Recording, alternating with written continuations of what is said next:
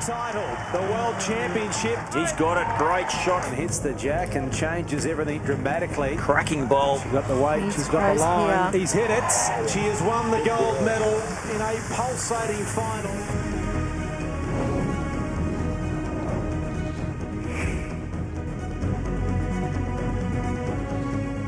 And a very good morning to you. Yes, we're here in Queensland's fabulous Gold Coast, Australia's tourist capital, and it has turned on picture postcard weather for an historic day in Australian sport, because they say good things come to those who wait, and finally the World Bowls Championships are back with us. The last one was 2016 at Christchurch, and then we had the scourge of the pandemic. Today we're at this fabulous club, Helensvale, and it's a beautiful, beautiful day here for what Barry Lester will be one of our great days, I think, in Australian sport, because as you know, it's been so long since we had a world title because of the pandemic. Yeah, that's right. Players will be itching to get back out there from a world perspective. That's right, Pat. It's been 7 long years, and as we see today, we've got some of the biggest name players in the world out here performing on this beautiful green here at Club Helensvale. Wonderful day for the host nation yesterday.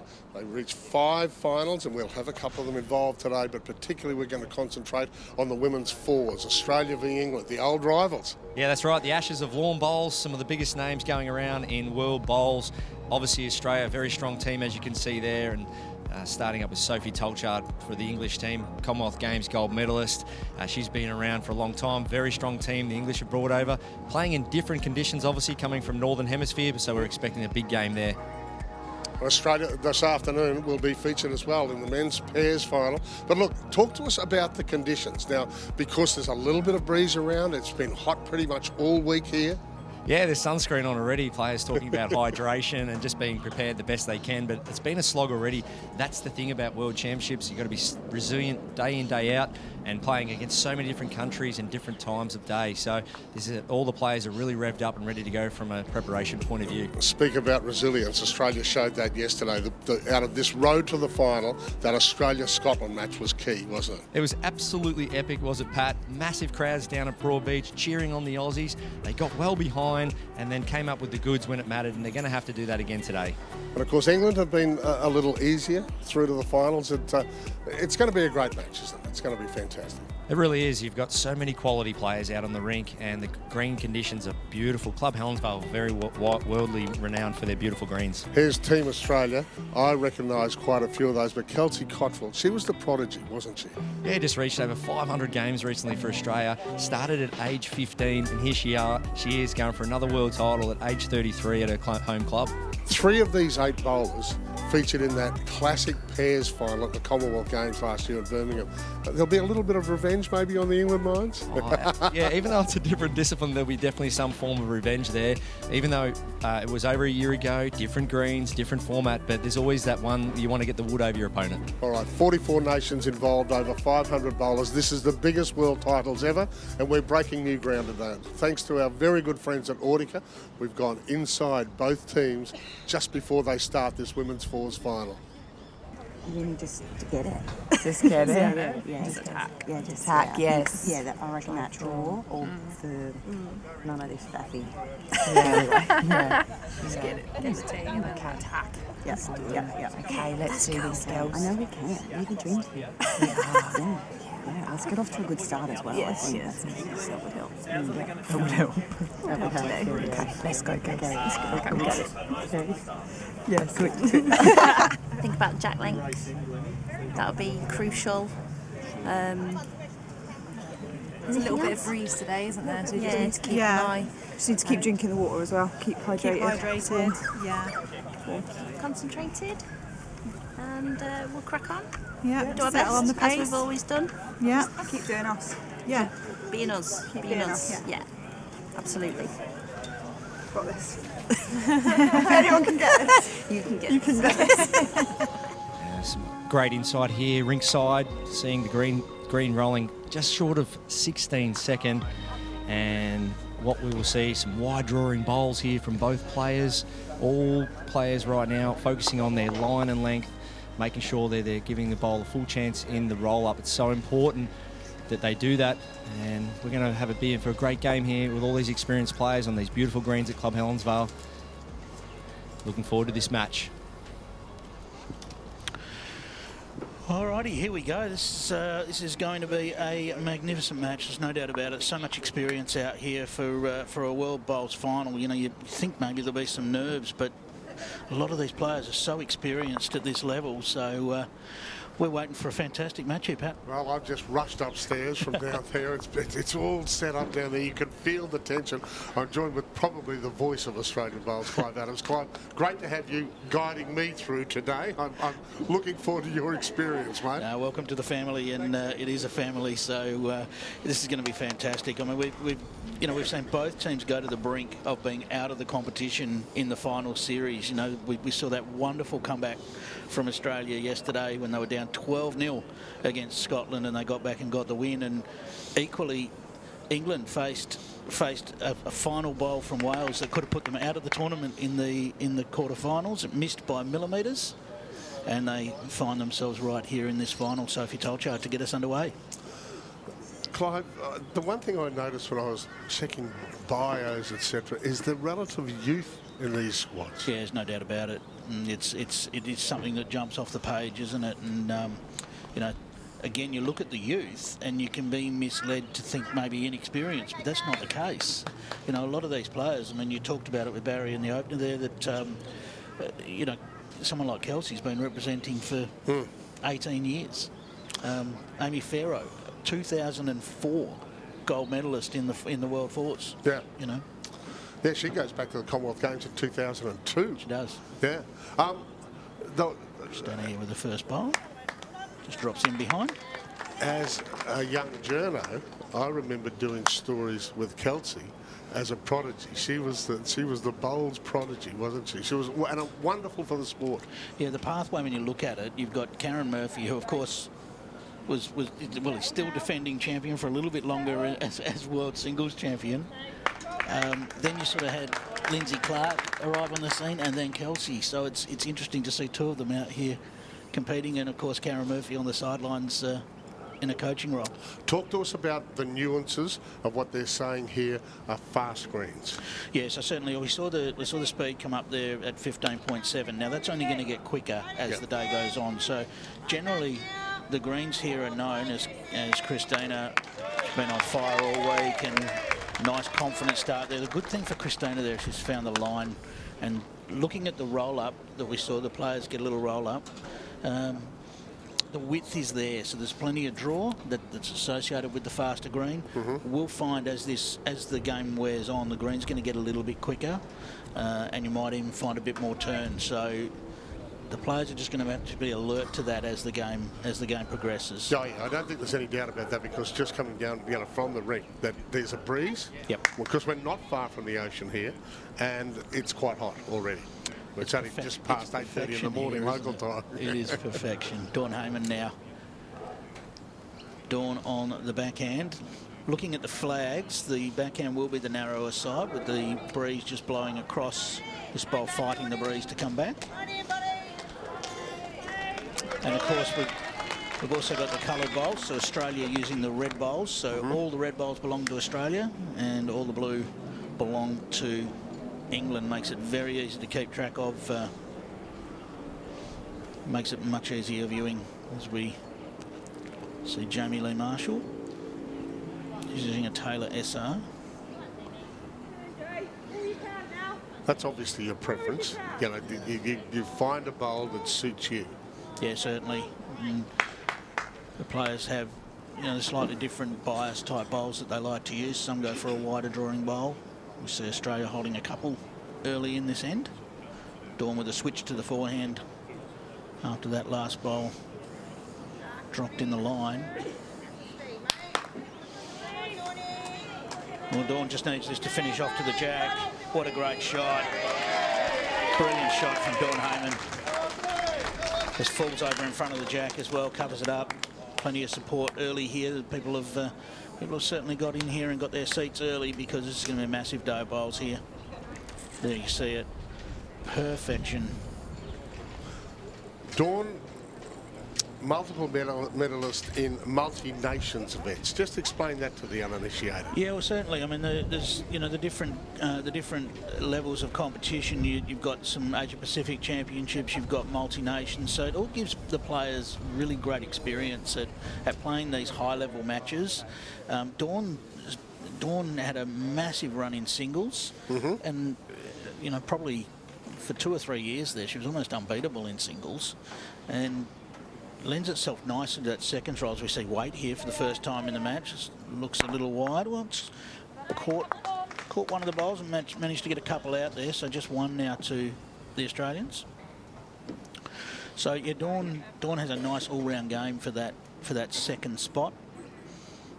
Often about reaching and consolidating what the lead's been able to do, being able to play those landing sort of shots, as we see Lynsey Clarke head back down. So there's a potential for a fairy tale finish here as well, Pat, with Lynsey Clarke, superstar of the sport. And well, there's still another week of competition to go, so we could have an early fairy tale, but but no, an absolute fantastic ambassador for the sport she is. She needs this to get back now from that line. Looks like it's just going to travel past. Now, as we see that bowl head towards the tee, just something to keep in mind for is under the rules here. If the jack is knocked out of bounds, it will be respotted on the tee. So always something for the players to keep in mind as we see more attacking here from Lorraine in the area, and clean as a whistle. These are the sorts of shots you want to get early. You want to get going early, get the confidence flowing. For the leads, it's getting a nice bowl close early, and maybe for the thirds and skippers, making that first running shot, announcing yourself on the game. Can Lynsey come up with in reply here? Just needs that weight to drop off. It's just going to carry past, so... Well, it hasn't taken long for the action to kick in. Lorraine on World Championships debut, but I think we'll probably be able to say that about quite a few of the bowlers here because we've had so long between drinks, if I can use the vernacular. Absolutely. I mean, it's been such a long wait, and it's just, you can feel the buzz. The buzz right the way through the week here has been electric, but there's so much, as I say, there's so much experience amongst this crew. I mean, Kelsey Cottrell is an absolute superstar of the sport. There's no doubt about it. Been another one that's been relatively unbeatable over the last couple of years. Took a break from Commonwealth Games, but she'll be absolutely chuffed to be here in the final as Amy Pharaoh's first bowl of the match does the job.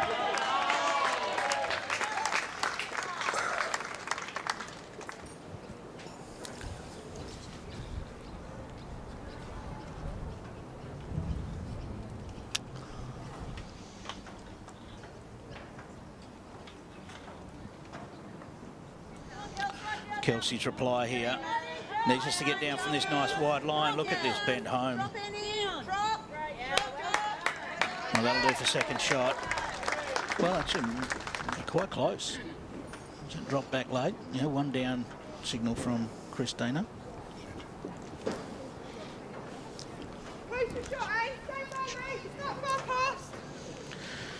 As we've been joined very early on by Ellen Faulkner. How are you, Ellen? I'm very good, thank you, Clive. Thank you for having me. Yeah, welcome. Well, action-packed first end. It's all happening, isn't it? Yes. How exciting is this? We've just been talking, Pat and I have just been talking about the fact, we've been waiting 7 years for this, haven't we? And it's all become a bit real now, hasn't it? It has, and a replay of the final in 2016. Oh, just misses the jack there. So, yes, exactly. Australia versus England it was in 2016 in the women's fours final. 7 years on, and we find ourselves right back that same final. One down the call from Lynsey Clarke. See what Kelsey can come up with here. Saying early in the match, these are the sorts of bowls you really want to nail, don't you? Yeah, you just want to find your range quickly. Not quite going to get back. I'm going to grab a measure, are we? Or just going to check it out.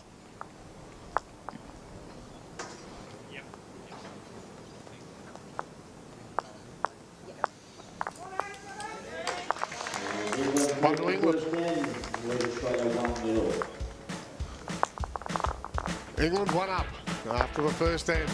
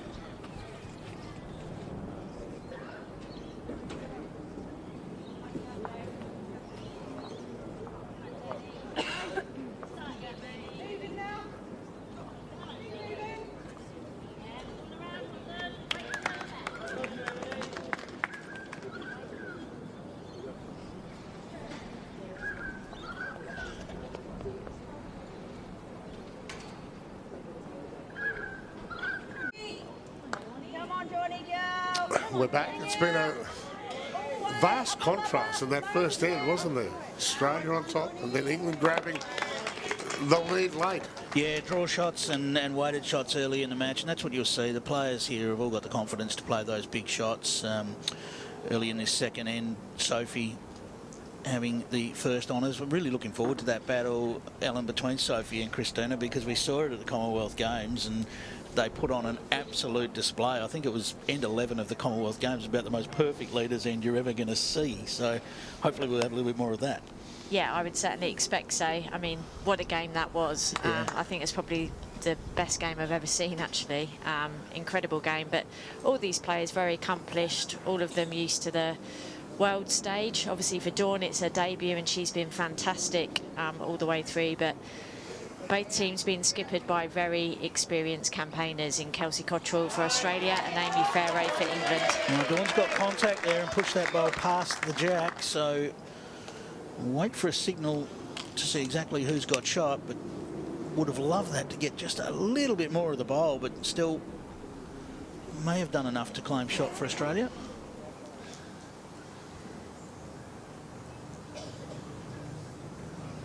Lorraine will just be looking to get another one in the head here for England. Played a big bowl on the first end to whip that first bowl out.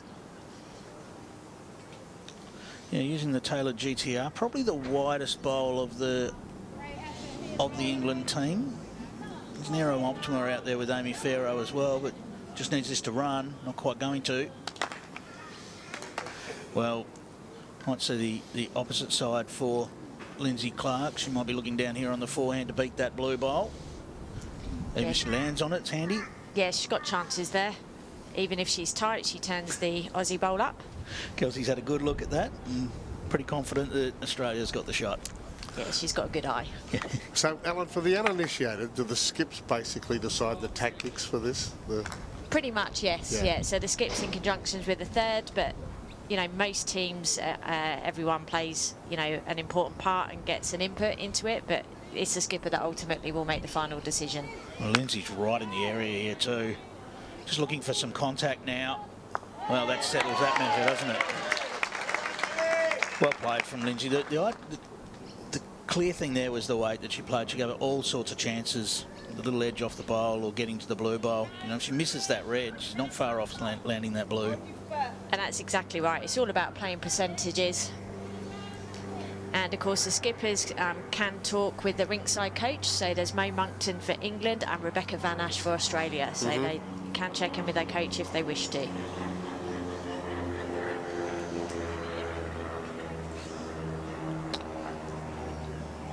Both hands drawing nicely early on here, and it's only going to get wider as this green quickens up. Lorraine just overplaying that slightly. I'm just looking at the flags as well. Yeah, they're certainly... they're picking up, aren't they? No shortage of breeze, that's for sure. How's the vibe been in the Australian camp, Ellen? It's been a pretty amazing run. I mean, the finals galore. Yeah, incredibly proud of all the jackaroos and para-jackaroos have done extremely well, and obviously a massive day today. So Ellen Ryan's currently playing her single semi-final against Taylor Breeze from New Zealand. And of course we've got 2 Australian teams in both respective finals this morning, and then the men's pairs and the men's triples this afternoon. So bring it on. Magnificent. Lynsey Clarke there, 2-timer world champ gold in the world triples in 12 and in 08 gold in the world fours. Superstar.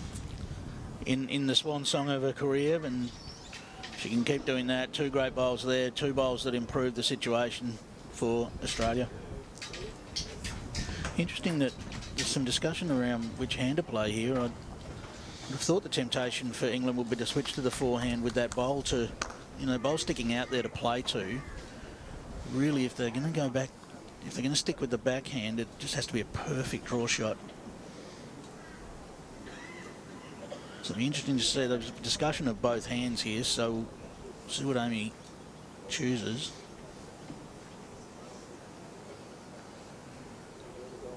Lining up on the forehand. Yeah, I think that's the percentage play.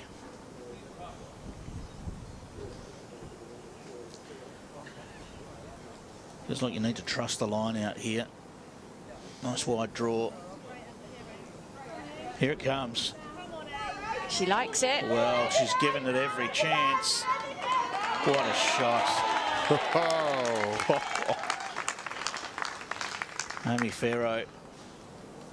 Look at this as we see it just come in, nestle in on that red bowl and fall in next to the jack. Perfectly played.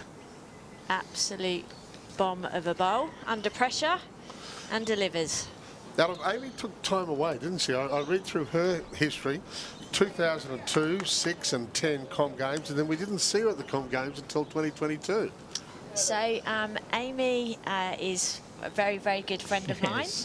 She's my best friend, and she took some time out in 2013. So she had a beautiful baby boy who is our godson, Harry, who's wonderful.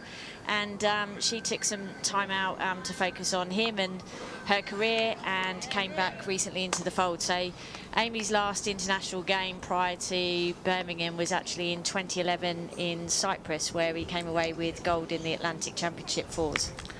I like that, where we came away with gold. Just snuck that in there. But look, that's the beauty of our sport, isn't it? You know, 2004 world champion, and back here on the green in 2023 looking for another world title. I mean, having had a family in between, I mean, it's just awesome. Yeah, and that's the great thing about our sport. Now, would there be a... Yeah, I was just going to say there might be a temptation to go to the backhand now, because to go and sit another bowl next to that great bowl that Amy played with her first would only set up a target for Kelsey to play to. So it's backhand for Amy Pharaoh here, looking to add another and hide it away. She's leaning. Looks like it's just carrying a little bit on this side. A lot of urging going on. It's not quite going to make it back. So Kelsey was about 2 feet wide with her first. Just look to drop the line down. She's got, if she's tight, she can roll the own Australian bowl up.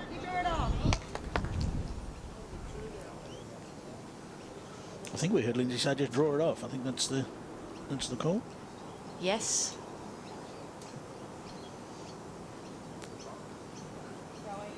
Well, it's definitely a tighter line. It's in the area. What do we got? Oh, great effort. Great effort from Kelsey. She was in the zone, needed one or the other rather than the half.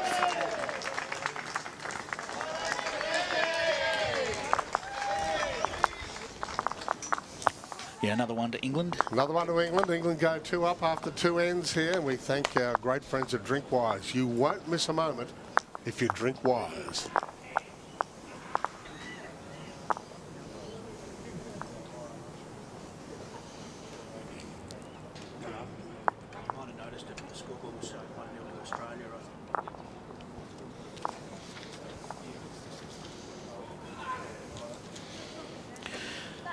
So we see the tactic from England appears to be longer length here. Ellen, we've seen this is the 3rd end now we've seen of the match, and they've all been long, all rolled by England. And I think, you know, tactics will probably change from venue to venue and game to game. Ultimately, you've got to go with what feels most natural and believe what you see. Well, the end just got a smidge longer as Sophie starts well there with a little nudge of the jack and drops in behind.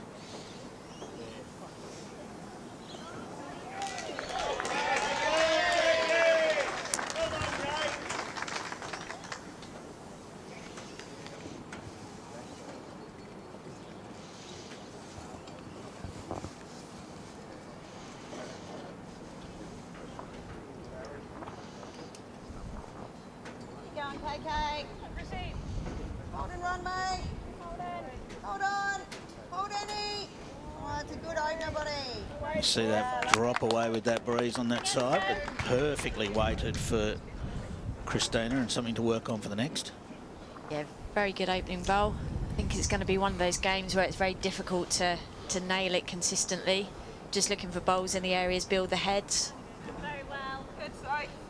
Let go now. Let go now. Right back, safe. Well played, safe. Well, Sophie with another nice bowl there. We saw what these two can do, and just warming up in the end 3.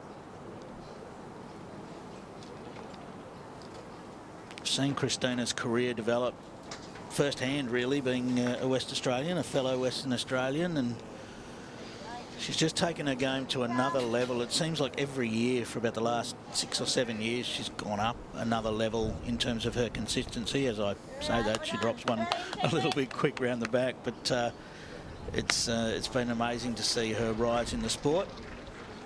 Started as a 10-year-old. Yes, and Dad pushed her into the sport. Didn't push her into the sport. Yeah, invited her into the sport. Dad's here too, so I saw him earlier. So yeah, it's fantastic to see the development of, you know, and a lot of these players did start at a very young age, you know, and that's what we're seeing. Those junior pathways are paying off in a lot of regards. As Jamie-Lea drops another one in there for England, they're making the early running.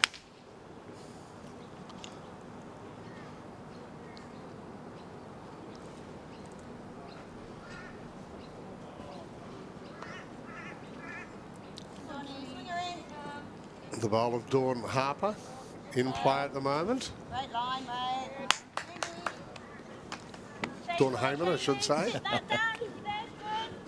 I'm sure she'll forgive you. Well, she's due to get married, so she may be changing her name anyway. I'll just change it a little early for her. Yeah, her and Thomas got engaged recently. They've been together for years, haven't they? They have, yes. Yeah. Lovely couple. That's a high school romance, I think. Now another one in the area here for England. Well, dropping just past, and it needs it just to pull up. Well, that's handy. Handy at the back of the rink. Didn't really have one past the main area of the head.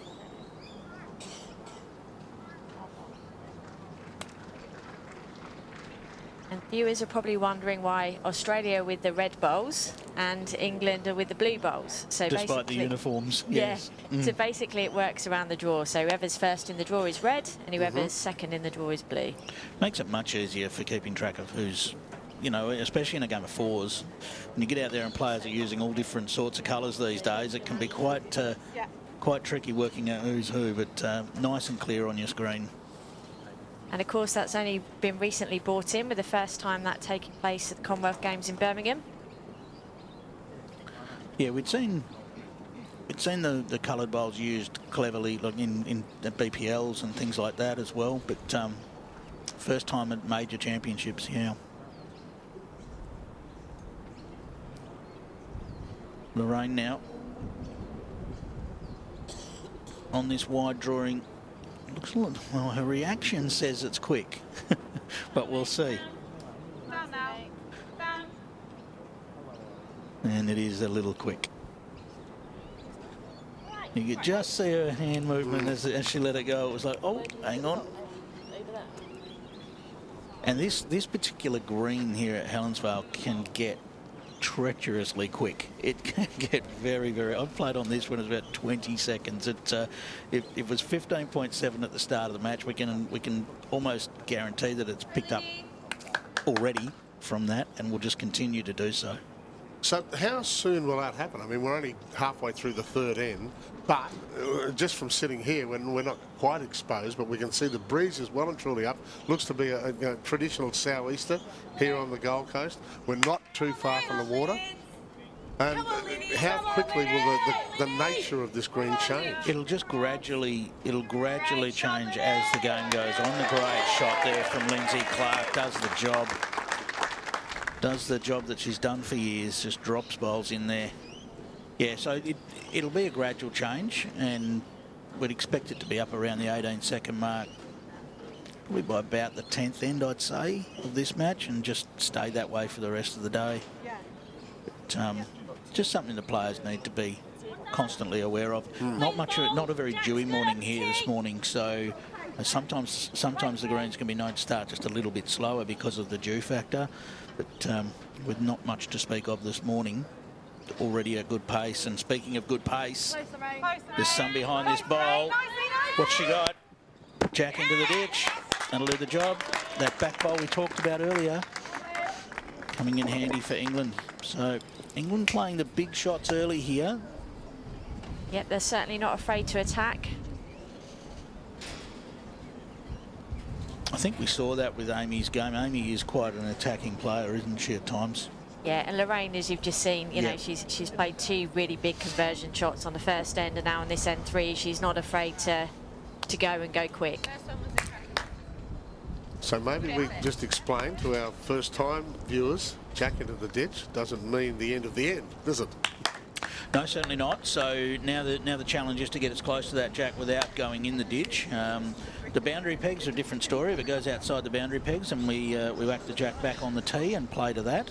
But no, in the ditch, it's just the skill of drawing to the ditch, which was so important in that semi-final of the women's fours yesterday, when Kelsey Cottrell had to draw 2, effectively she had probably 2 metres of room to get in there, but had to draw to the edge to get that game to an extra end.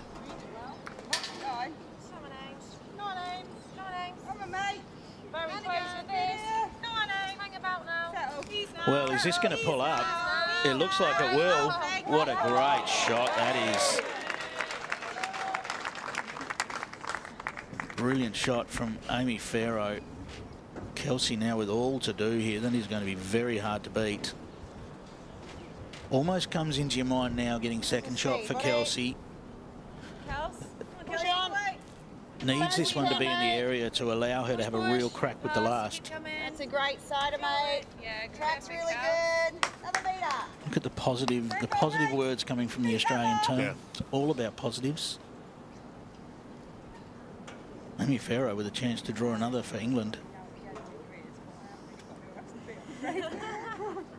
And what did you say yesterday was the scoreline in that semi-final against Scotland? They were 12-0 down, Australia. Got back to finish 18 all, and then the extra end decided it. But, I mean, an incredible comeback, and has to give you confidence coming into a final that you can win from anywhere. Yeah, there were some big bowls played yesterday. Amy actually against Wales in the quarter-final trailed the jack for 2 to win the game. Yeah, absolutely. I was talking to the English coach about that this morning. And now, Kelsey Cottrell needs to land now. Just going to trickle in. Good effort. It's going to be another 2 on the board to England. So it's been a slow start for the Australians. It's the England are bowling beautifully. It's 4-0 England at this stage after 3 ends.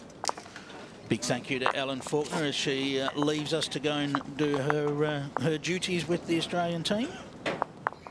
And we're going to go down greenside now to Barry Lester, who joined me in the opener to the show. Vastly experienced, over 250 international appearances for his country. Barry, tell us what's happening down greenside. Thanks very much, Pat. I'm joined by Rebecca Van Ash, the Bowls Australia High Performance Manager, multiple Commonwealth Games medalist, gold medalist and world champion herself. Rebecca, can I just start with yesterday's performance? What an amazing, from a former player now, I know you're best friends with the players, but now high performance manager. Just go back to that game and how you felt and how proud of you of the team to come back from that huge deficit against Scotland yesterday. Well, look, really, I want to kill them. I mean, like, that was unnecessary, really.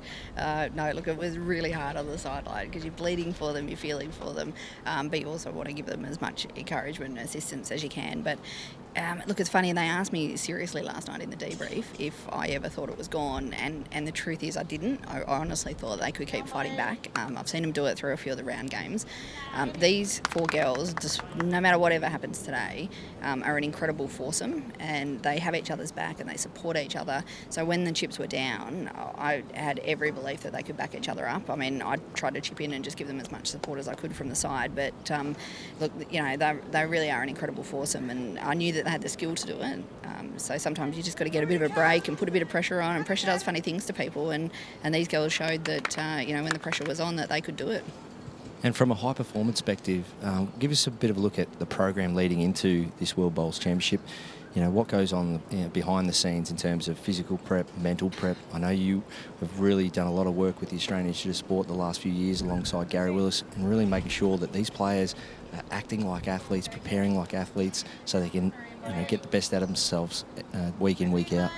Yeah, look, it's about, trying to continue to raise the bar. It's one of our mottos in the Australian Jackaroos is to continue to raise the bar. And, the women's team in particular have been world number 1 now since 2008. It's been a long time. But we can't just keep scooting on and doing what we've always done and expect to maintain that. So, other countries are hunting us. They're after us. We obviously have a target on our back, being number 1, but also being here in Australia on home greens. So, we've been trying to find ways to keep improving. And, that includes things like the visits to the AIS, doing the little 1%ers behind the scenes that people don't realise. We call these players athletes. We don't call them bowlers. They're athletes, and they treat it like they are semi-professional athletes. And, they give it their all, whether it's, all the behind-the-scenes stuff or when they're out there. And your role today, ringside, filling up the water bowls, making sure they're hydrated. What impact will you look to have on this match, if needed, from the players in terms of maybe looking at little things from afar and speaking to the players during the game?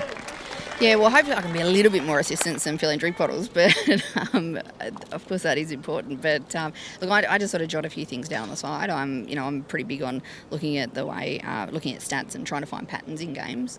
So I just sort of sit back and just keep a bit of a record of that. And I think the biggest thing is to try and keep the girls calm and give them support, and just try and come out with some one-liners. You're really good with the dad jokes, Baz, so I've tried to keep some of yours in the back of my mind, just to help chill them out if the stress gets high. Well, thank you so much for your time. A really good insight from Rebecca Van Ash, the High Performance Manager of Bowls Australia. She's been here and done it before, and she can help these players when needed out there on the rink today. So, Rebecca, thanks so much for your time, and good luck, go Aussies. Thanks, Baz, and feel free to call me Beck. Okay, Beck. Poor Ricky. Back to you guys. We're all friends today, aren't we? Yes.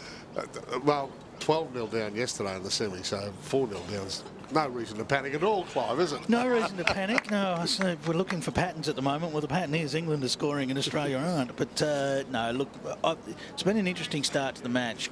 Clearly, long ends is the way England's going. So we're starting to see the tactics, and they're also not. England haven't been scared to play the shots. So they're saying, well, we're not going to necessarily try and draw the perfect shot. Yep. We're going to play some weight. We're going to get into these heads and stamp our authority on the game.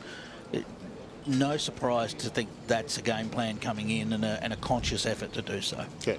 Look, if you had to pick someone on the form right the way through the sectional rounds and then the quarters and semis, who would you have said this morning?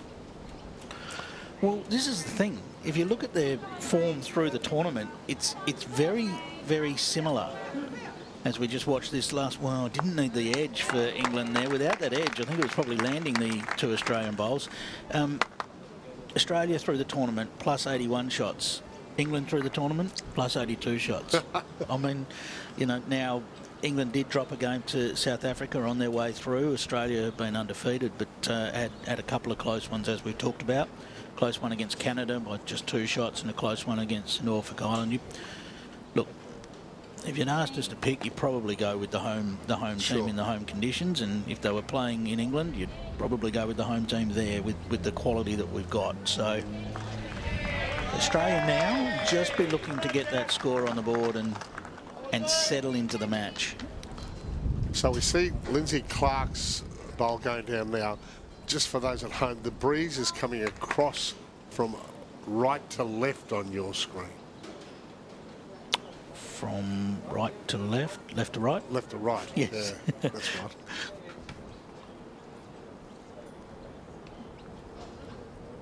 Yes. So so that's the wider side.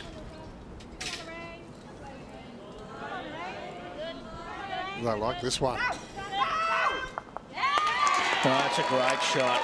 Another fantastic little weighted shot there.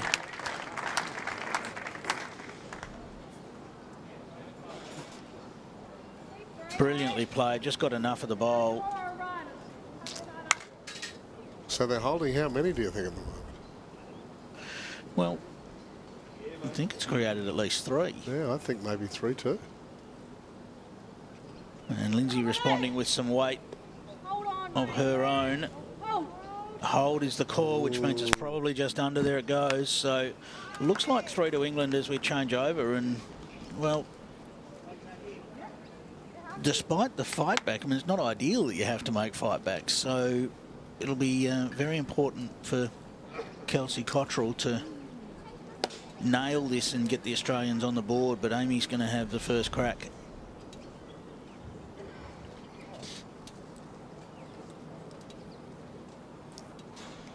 We're talking about the positives. They're so important when you're behind on the scoreboard, is just keeping that positive vibe out there. And the Australian team's very good at doing that. Well, both of these teams are very good at doing that. Amy Pharaoh, a world champion indoors and out.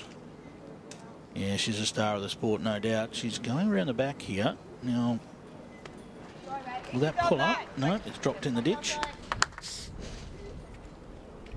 It'll be interesting to see whether Kelsey continues the attacking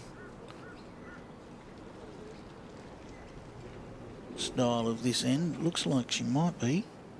Yep, it is weight. This is going to drop under as well.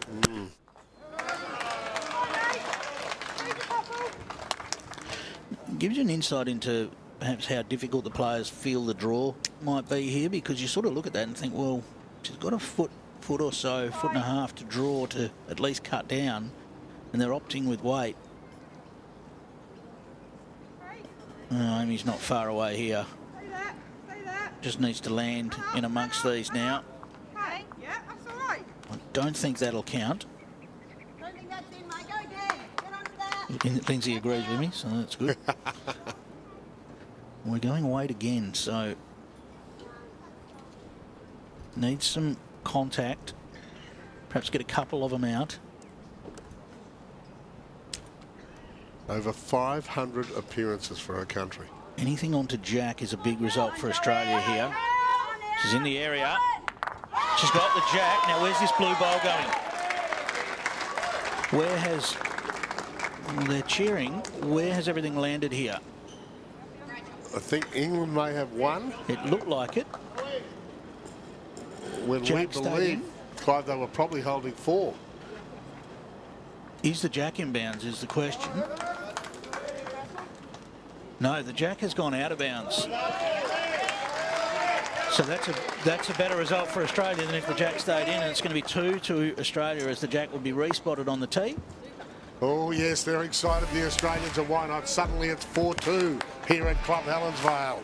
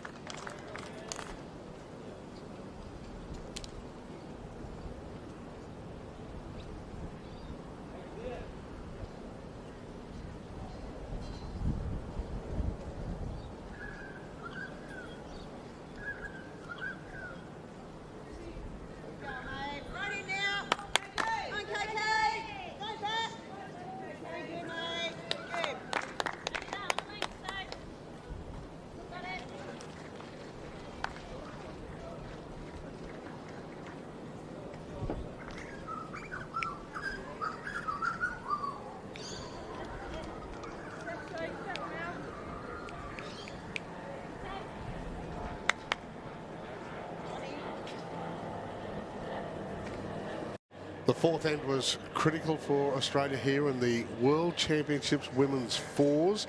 They were possibly down 4 in that end, and all of a sudden Kelsey Cottrell has changed it all around with a dynamic final bowl. The difference between a Jack staying inbounds and just going out of bounds, that's what that was the difference there. It was 1 to England if that Jack stayed inbounds, but it went out of bounds, and 2 to Australia gets them on the scoreboard. Thanks for joining us. We're on the fabulous Gold Coast. We're at the northern end of the tourist strip. It's Club Helensvale. Wonderful bowls establishment here, one of the real famous spots here in bowling in Australia. And I'm joined by probably the voice of bowls in Australia, Clive Adams. Clive, just talk us through. Now, this match will be over. This final will be over 15 ends. Obviously, who's leading after that becomes world champion. What if we're tied after 15 ends? Yeah, so 15 ends, 15 enthralling ends by the look of it, the way it's going, as England nails it there. Yes, if we're tied, we will go to a one-end playoff, so it's a one-end shootout if we're tied after 15 ends, which we saw in the semi-final yesterday. Dawn Hayman very close to the Jack. Well, she's got it and turned it back over for Australia. Yeah, just a little more emotion in the final now, isn't it? It was a relatively sedate start. They played their way into it, but you can see just virtually with every bowl now. there's just that little bit of extra raw emotion involved. Yeah, well, 4 ends is enough to settle into the match. And now sort of the next sort of middle part of the game is that consolidation period where, you know, the players have learnt enough about the conditions and the green to start really focusing in now. I think from what we've seen so far, it's the weighted shots that have made the difference in the match. It's the accurate weighted shots. Dare I say, 2 young ladies under the age of 40, we'll have to call them the Australian veterans in this. So Lynsey Clarke has got over 400 international appearances, and Kelsey Cottrell over 500. So they're closing in on 1,000 international appearances for their country between them, and neither of them have hit the age of 40 yet. Yeah, this is what we said earlier, wasn't it? You know, you just can't confuse the age with inexperience, because it's certainly not the case. They've been doing this for a long time. They know what they're doing. They know how to manage a game. As Lynsey just passes through the gap there. So, relatively open jack to draw to. Lorraine's played some big shots in this match. Probably more the weighted side of the game we've seen from Lorraine so far. See what she can come up with on the draw. Looks to be carrying a little bit too. Interesting about Lorraine, she was picked for this team for the world titles for England in 2020 when the pandemic struck. So she's been waiting a long time for her moment in the sun. Waiting and waiting, absolutely. And that's, you know, it's been like that for a few of these athletes. You know, confused preparation in a way, you know, nailing that preparation as Lynsey, speaking of nailing it, does so, adds another to the count, 2 shots to Australia. Yeah, I guess that's the uncertain times we've been in, and what a celebration it's been. I think a lot of the major events after COVID affected so much, a lot of the major events have felt like celebrations. Yeah. Little edge of the bowl, but no result there for England. So still 2 to Australia. Well, I look around this area that we're at. There's building going on here at Club Helensvale. Obviously, the sport is thriving.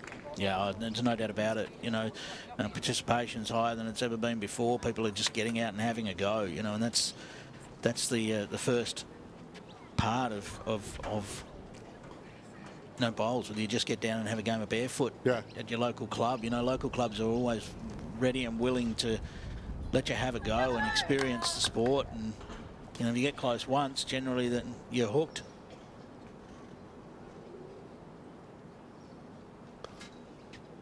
So the 2 skips now. Kelsey Cottrell first for Australia. Amy Pharaoh, 2 of the most experienced bowlers in the world. Come on now. Down, Annie. She's going to come to a really good spot, mate. In there. In there. Well done. So, a little bit of a consolation prize there for Kels, just landing in amongst the English blue bowls at the back of the head there.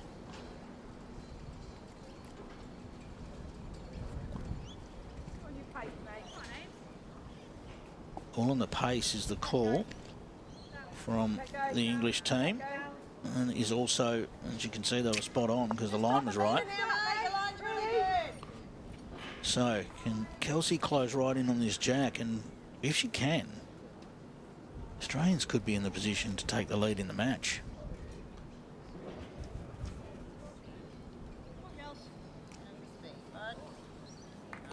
Well, she's got less weight. Ooh. Just needs us to drop in, and it will.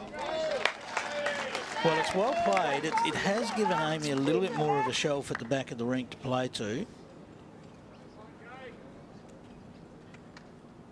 So Amy's now got 2 bowls she can afford to land on.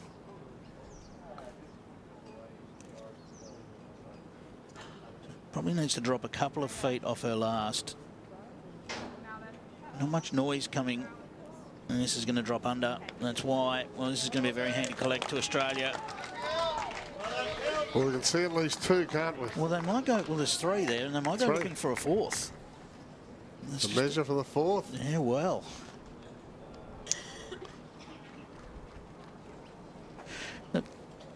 English will be a tad disappointed there. That jack was out there for a long time. They've been able to come up with the big bowls so far. They're not going to get 4. It'll only be 3. But 3's enough to give them the lead, Pat. Yes, exactly right. Australia takes the lead after being 4-0 down in this World Fours final. They now lead 5-4. Let's get straight down to Barry Lester, where, Barry, the breeze is picking up, and it'll get a little trickier as this final advances. Yeah, absolutely, Pat. Just a quick observation there. Not one short bowl on that entire end, so the green is definitely quicking up, and players are just having to adjust in this midway part of the game. But I'm with Brad Clarke, Lynsey's, well, good half. She won't say better half. And we're joined by their 2 little superstars, Kenzie and Harvey. Now, I'll start with you, Brad. Mate, how are you feeling emotionally wise? Lynsey's about to play her last championship in the green and gold. How does that feel, and what's the emotion been like leading up to the event? First word that comes to mind is proud. Yeah, just incredibly proud of Lynsey and what she's able to achieve over the last 20 years in the green and gold. She rolled her first bowl here when she was 11. So to come back and potentially win a gold medal at the World Championships is definitely a dream come true for her. So extremely proud. And mummy kiddos, yeah, say go mummy. And what about the preparation? I know it's hard. You know, you're at home. Lynsey's out on the road as an athlete. Many months away out on the road. What's it like in terms of juggling all that from a husband perspective? Yeah, she's got. We plan a couple of months ahead. So yeah, we've got good support here with Lynsey's mum, my mum, and obviously the kids are in school as well. So it's getting a little bit easier, but we've just got to plan ahead. Lynsey's got quite a big diary. I try not to look at it too much, but it'll slow down a little bit with the international duties coming to an end. Looking forward to having her home a bit more. And mummy, after this championship, kids, she's going to be home a lot more. What, are you going to get mum to do some more work around the house? Yeah. What do you reckon, Harvey? Yeah. Go, mummy? Yeah. Go, Ozzy. How good is that? Lynsey, Clarke's husband Brad and kids Harvey and Kenzie cheering on the sidelines. And can we get a little look at the colour hair? Oh, a little bit of green there and a bit of glitter. So good. Well done, mate. Thanks for your time, guys. Yeah, well done, Barry, too. That's great. That's a great insight. You know, I was talking before to Barry when we were greenside. He said in a Commonwealth Games and a World Championship year, it would be nothing for our elite bowlers to spend up to 4 months away from home. That's tough, isn't it? It certainly is. And you look at, you know, just the beautiful family there, and you look at the, you know, it is tough on players to be away from their families, and it happens in all sports. And I think sometimes we can forget about that, you know. And great shot there from Dawny. You know, just we focus on what these wonderful players do on the green, and they've all got those wonderful support networks at home. And you know, Lynsey's played in events with those two in her belly. You know, that's you know, she's been on the green and pregnant with those two. You know, so it's just beautiful to have seen that family grow in the sport. And I think the Jackaroos place a big importance on family. A lot of the kids of the Jackaroos are all growing up together, and you know, they might be our next. You know, give it another 15 or 20 years, and we might be watching some of them out here. The beautiful part of our sport is that family aspect. Yeah, there's quite a few kids greenside as well here at the moment. There's not too many sports where, you know, grandson and grandmother can play together or against each other. No one has to take their foot off the pedal and let someone have a chance, because they're both on equal playing terms. There's not too many sports that offer that, you know. A lot of sports are trying to get to that, you know. And this looks to be a little bit on the tight side, but where's it going to land? Needs to land the Australian bowl, not quite going to, so still 2 to Australia by the look.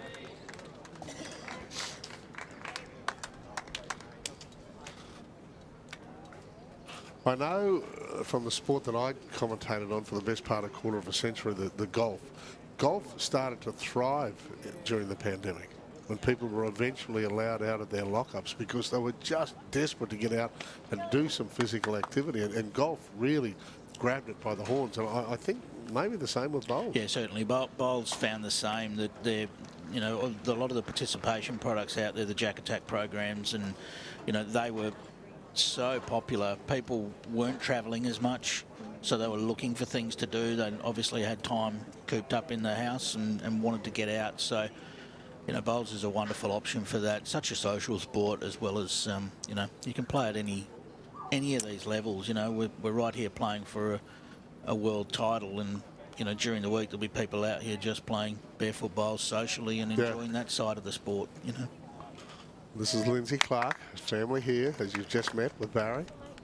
Yeah, look, it was important for that bowl to reach. They didn't have much pass. The front two have done a good job there in setting it up, so important just to get a bowl past the jack there, but still a nice little shot on here for Lorraine for England. She can draw down to land on the Australian bowler. A little nudge of the jack will bring those two blue bowls at about 4:30 into play. Lorraine used part of her time during the pandemic to write a poem for bowlers. Really? To respect what they should be doing during the pandemic, stay indoors, wash your hands and all that sort of thing, and we'll meet you back on the green sometime soon. And look at this. Poetry. Oh, in motion. There is poetry in motion. It absolutely. What a shot. What a shot. Look at that. Beautifully played. Gave that all those chances that we talked about. Nailed the jack. And now just a tricky little setup, because that jack going down the line that it's on, that angle that it's on, isn't great for Australia.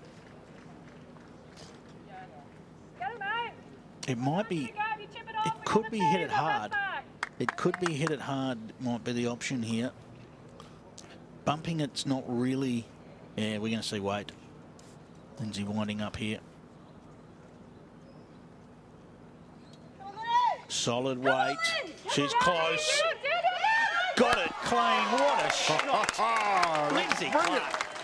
Brilliant. Oh, outstanding. Here we go. Look at this. Right down from green level here. And Kelsey said you might be able to just chip it off. Well, there it goes. What a shot. Centimetre perfect. However, still that danger of that trail now for England. England's got the opportunity to still play the same sort of shot. Lorraine nailed it with her previous. Can she do it again?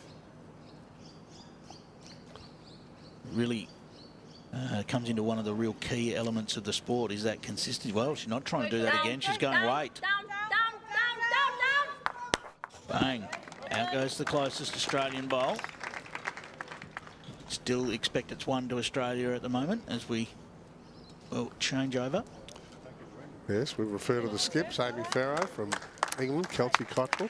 Looks like there's not much at the back of the rink for Australia now at all. However, Australia's bowl's still vulnerable there to being sat out for 4 anyway, so I think Kelsey's just going to have to try and just draw a close bowl, but the trouble is, if she sits alongside the jack, she's going to set up a target for Amy Pharaoh. So ideally, Kelsey would love to get on the front of the jack here and just sit right on the front of it. There's a speed, mate. Come on, Kels. Come on nicely now. Come on, Kels. Nicely round. Well, she's very close. Drop. Consolation prize. Drop. Well done, mate. Consolation prize is that bowl just behind, so takes away a bit of the danger. Now, I know Helensvale is one of our great sponsors here, but the bowlers use their own brands, don't they? They're probably the ones they're sponsored by, etc. Yeah, in a lot of cases at this level, the players do have their own personal arrangements. So, yeah, I mean, that's the bowls manufacturers do a wonderful job. Helensvale, one of those, of course, and they just do a wonderful job supporting the players. 5-4, Australia leading after being down 4-0. So this is what we expected from this fours final, a very tight contest. Yeah, it certainly is, and interesting that the last 3 ends we've seen multiple scores. You're only 1 roll out, bud. Australia changed the tactic, which we saw as soon as Australia won an end, they went back to a shorter length. This one not that short an end, more a short to medium type length, but Kelsey can close in on this jack. Hang wide now, mate. Hang a little bit wide. Yeah, that's good. That's good. Yeah. Hang a little bit wide was the call. I think Lynsey knew that the weight was just a little bit over. Didn't want too much jack movement. Amy Pharaoh last crack at this end. This time, mate. 15 ends in this final. As Clive explained, if we're all locked up after 15 ends, we go to a basically sudden death decider, isn't One it? end shootout, absolutely. But we've got a long way to go before we get to there. Amy just on the wide side with that one and travelling, so I think she's probably looking to give that a chance. But there'll be another one on the board to Australia. Yes, the red tag goes up. Australia leads 6-4. We're here. Thanks to so many of our great sponsors, one of them Helensvale. Be your best with the world's best bowls.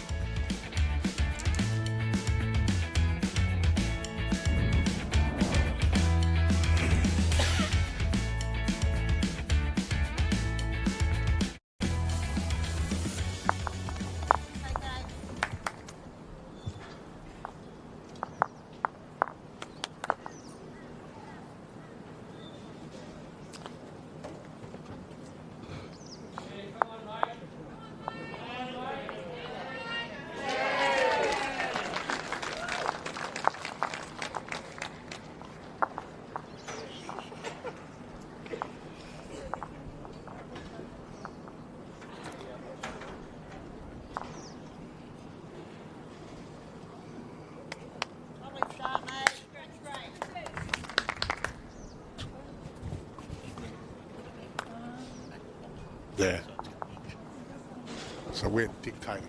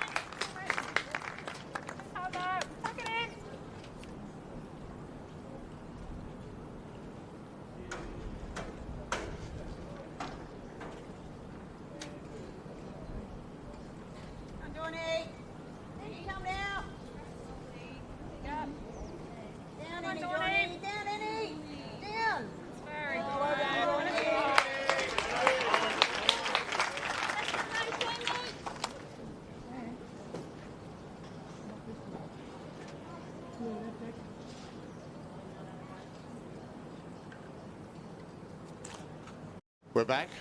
Early stages of this seventh end with Australia leading England in the World Fours final here at Club Helensvale, northern end of the fabulous Gold Coast, the tourist strip. Come on, Jamie.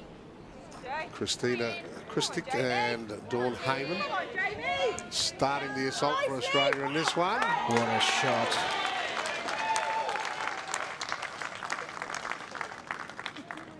Conditions must be changing fairly quickly down there because this breeze remains strong. Barry Lester is down the green side. Barry, as I said, the breeze and the combined with the clear skies and the heat will be changing conditions almost as we watch. Yes, spot on, Pat. The breeze has just got up a fraction. In this direction they're playing at the moment is slightly behind them. But what we're noticing so far over the last few ends, as Kristina's brought the mat up 7 metres, she's actually put the mat in identical positions the last couple of ends. So right up 7 metres from the tee.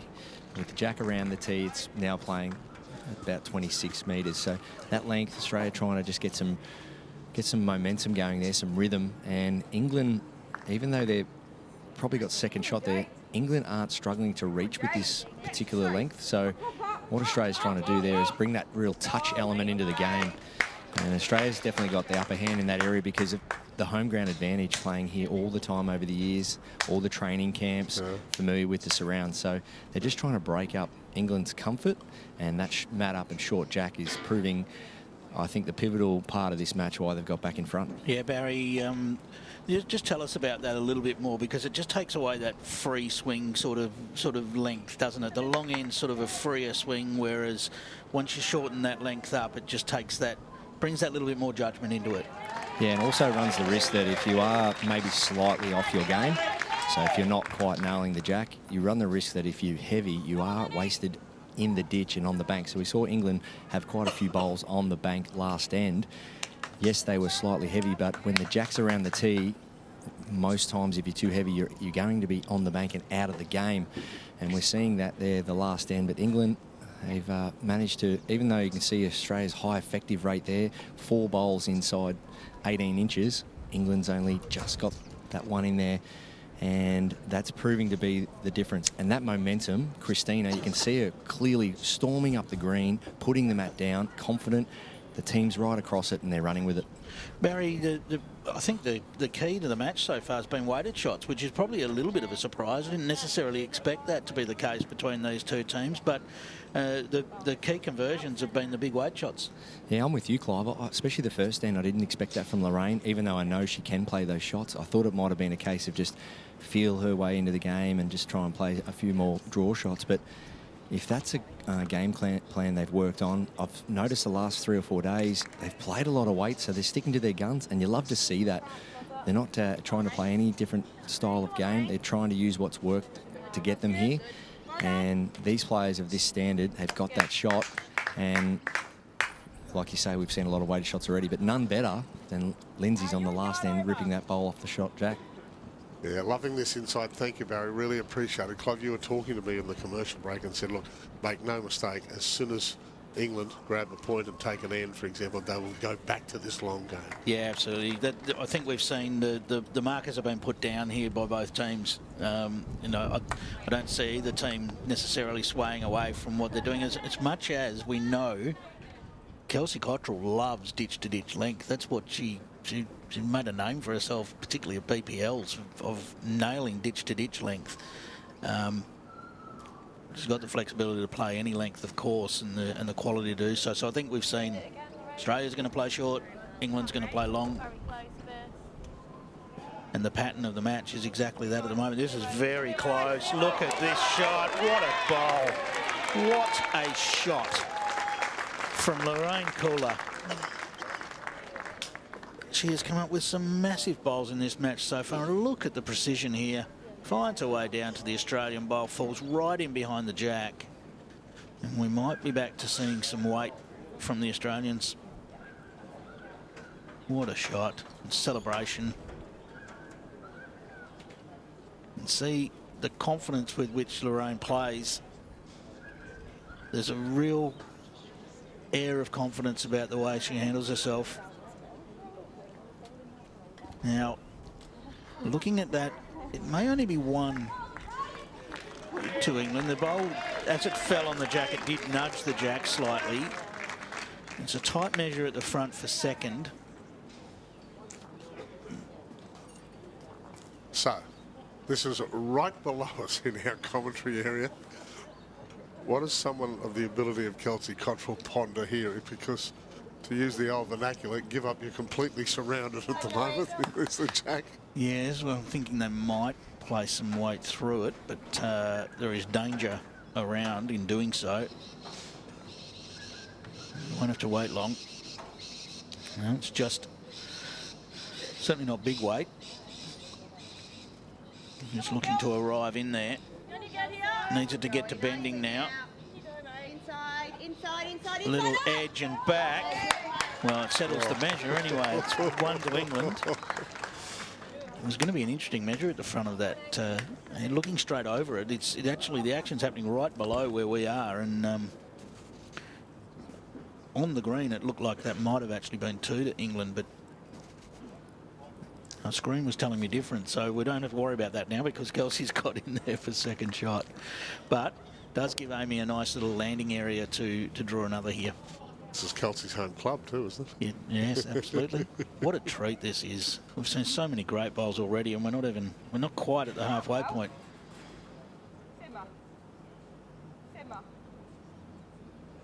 Not quite going to get down here. The line was good. It's more just that little bit of extra weight that just carried that through. So the Australians in heavy consultation here with Kelsey. Well, Kelsey can play a similar bowl, falls off her own, and she's going to be very close to falling back to Jack. Perhaps even landing in the split between the shot bowl that's right behind the Jack, and sort of just landing in that split might do the job.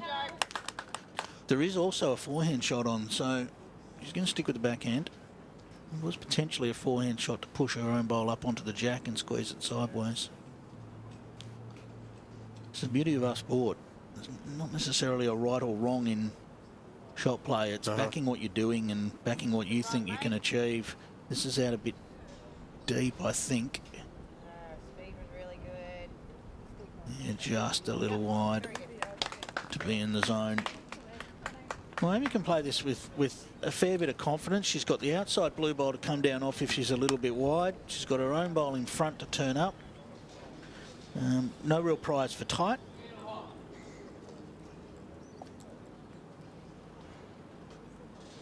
And this is the sorts of shots where you've got a free shot at getting another one. Now there's not a heap of room there, but there is a nice landing zone.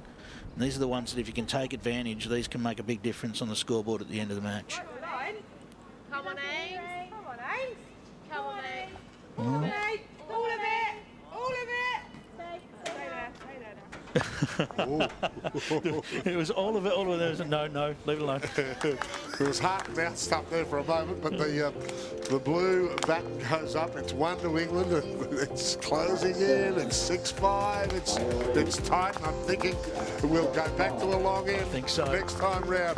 We're here because of our many sponsors. We'd love to thank PhysioCrem. They are designed to keep you moving.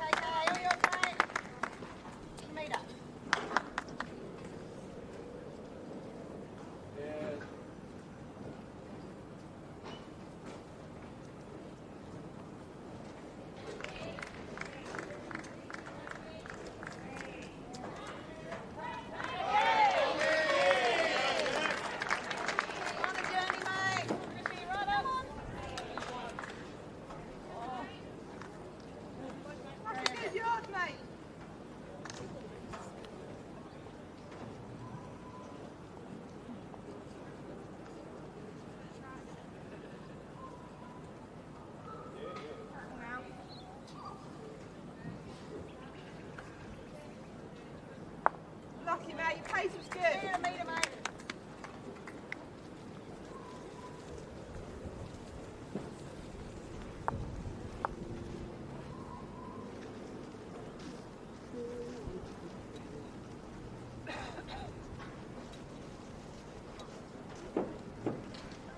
Buddy. Bring him out. Yeah. Good KK. Good, mate.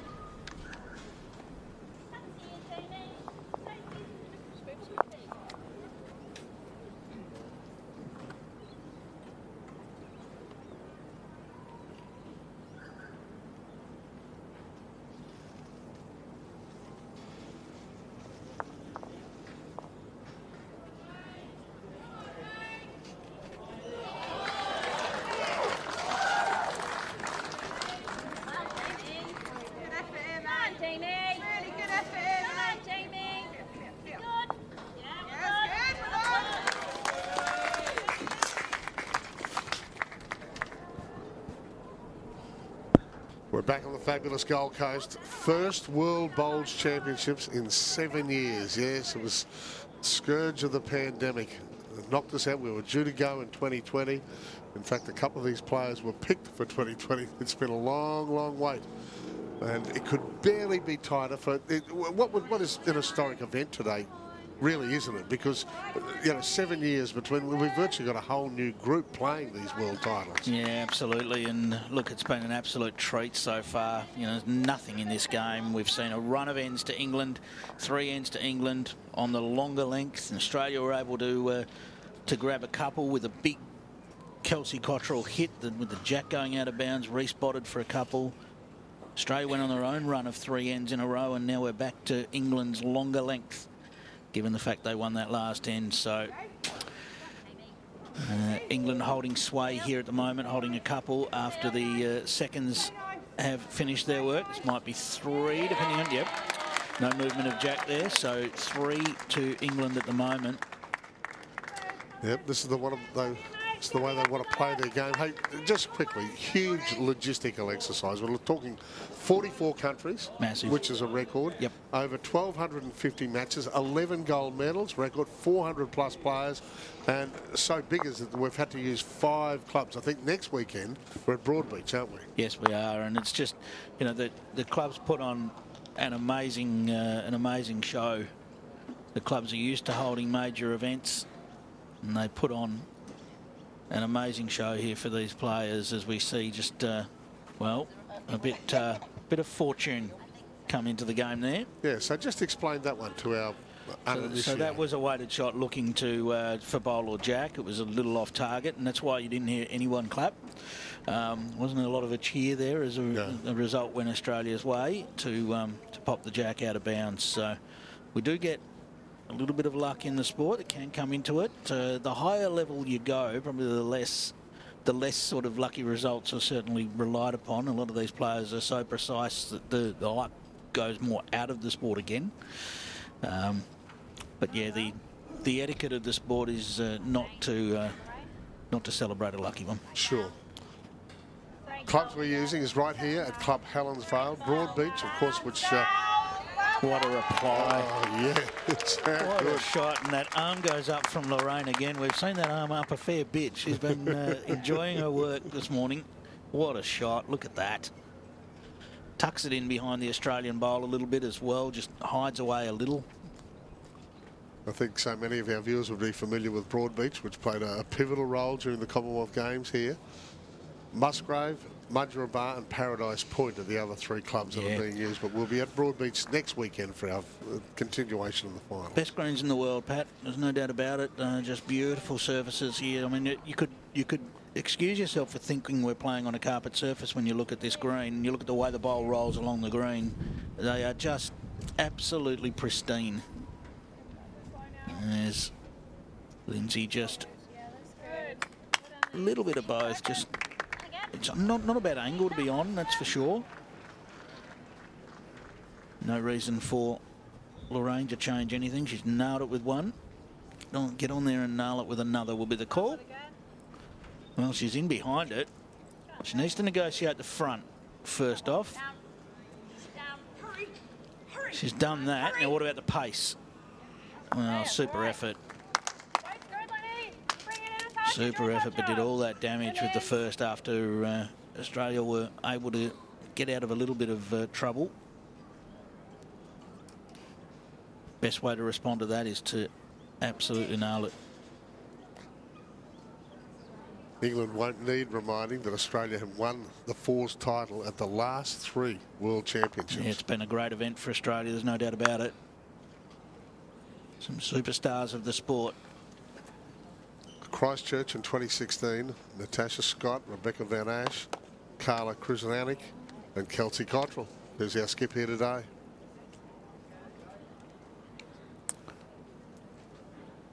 Yes, they were a wonderful combination, those 4. As are these 2 teams.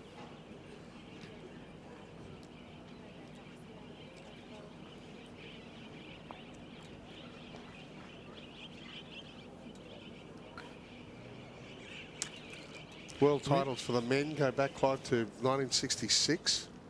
for the women, 69. Well, they weren't always together, but it's combined now with our para-athletes, so it's all brilliant. under the one umbrella, this Yeah, one. and it's so good. I mean, we do have another final going on this green, and you might have heard the crowd reacting a few times and wondered why. We do have another final going on in the para disciplines, and it's just brilliant to see right alongside, and you know, some of the stories, some of the inspirational stories of the para athletes, and you know, they're just a wonderful showcase of our sport. Mm-hmm.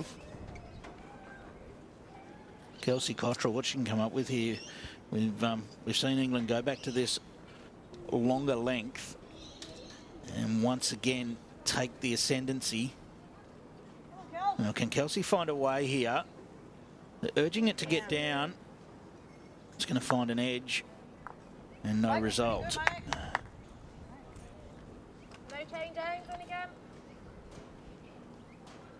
Now, Amy on the forehand. The only issue I've got with her playing the forehand is that if she sticks one out alongside the jack here, she's going to give Kelsey something to play to. Might have.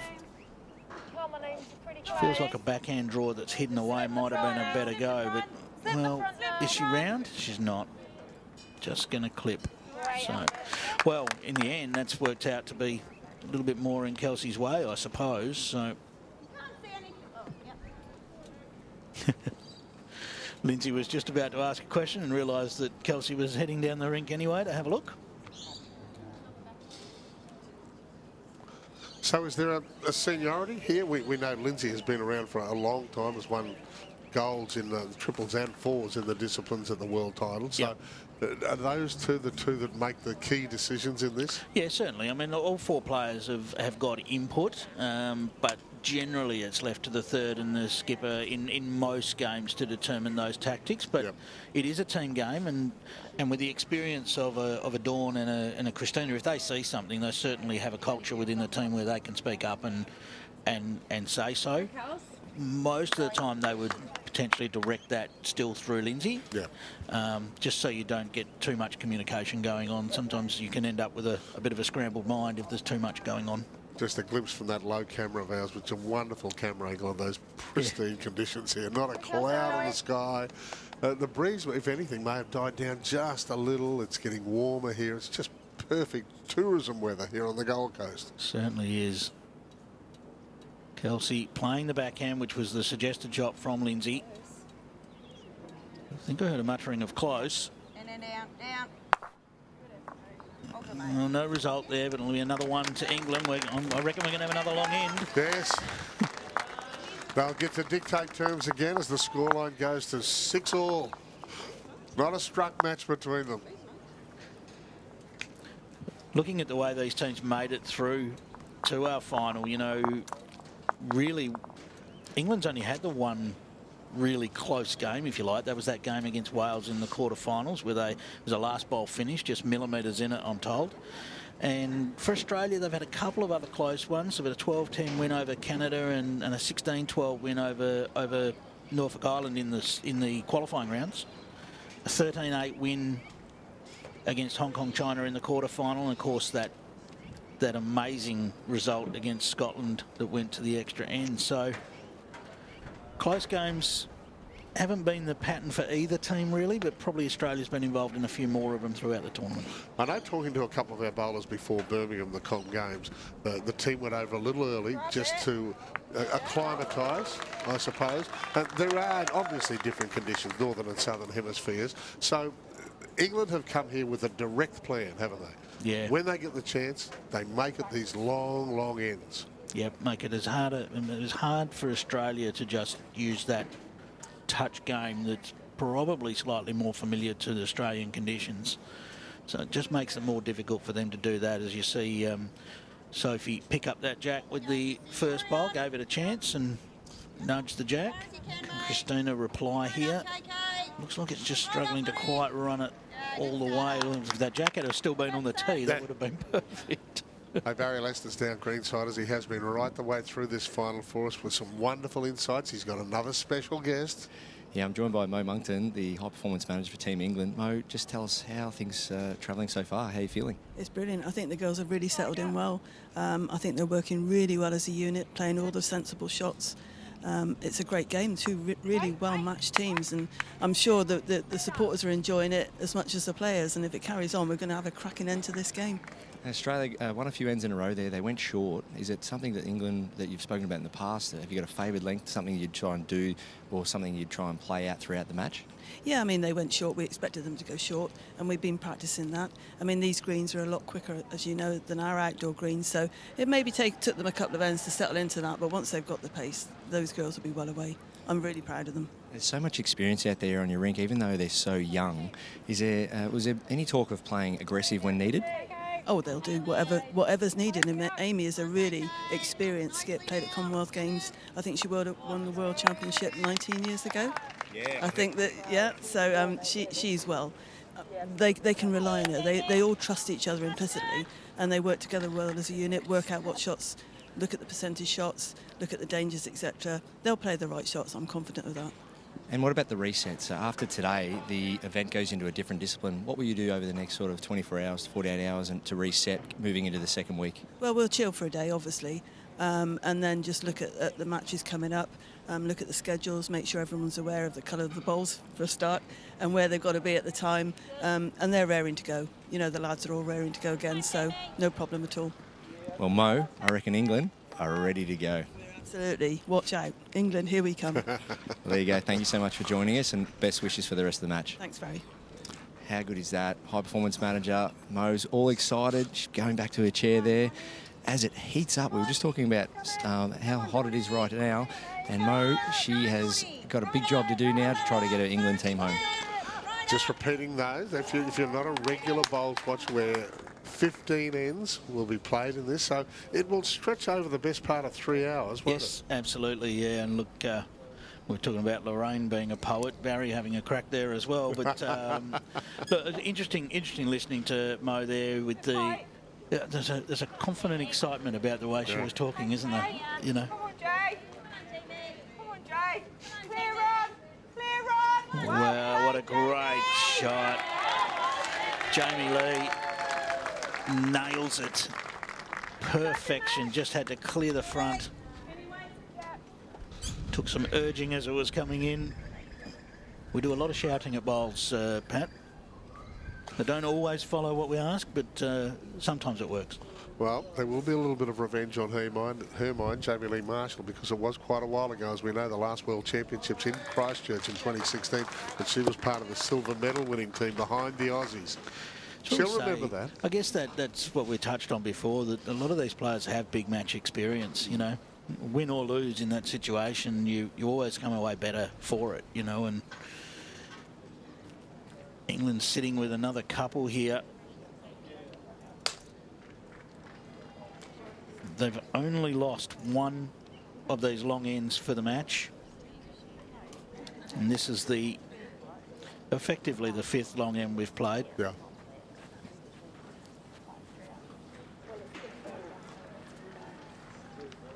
See that camera angle way down low. They've allowed us fabulous access here for our television team. It's great. Yeah, it is a wonderful spectacle.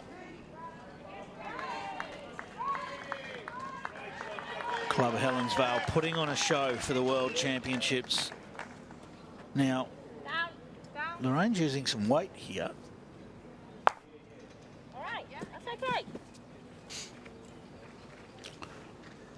I'm not entirely sure why there was weight there. Maybe thinking that Australia's going to attack it, so they decided to attack first, maybe looking for that back bowl of Australia's to take that out of the equation.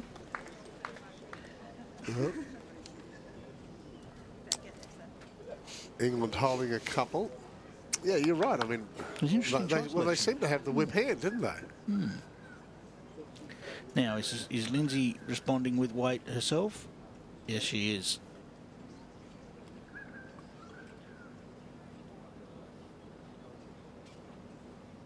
That is wide of the target. So, I'm certainly England don't want to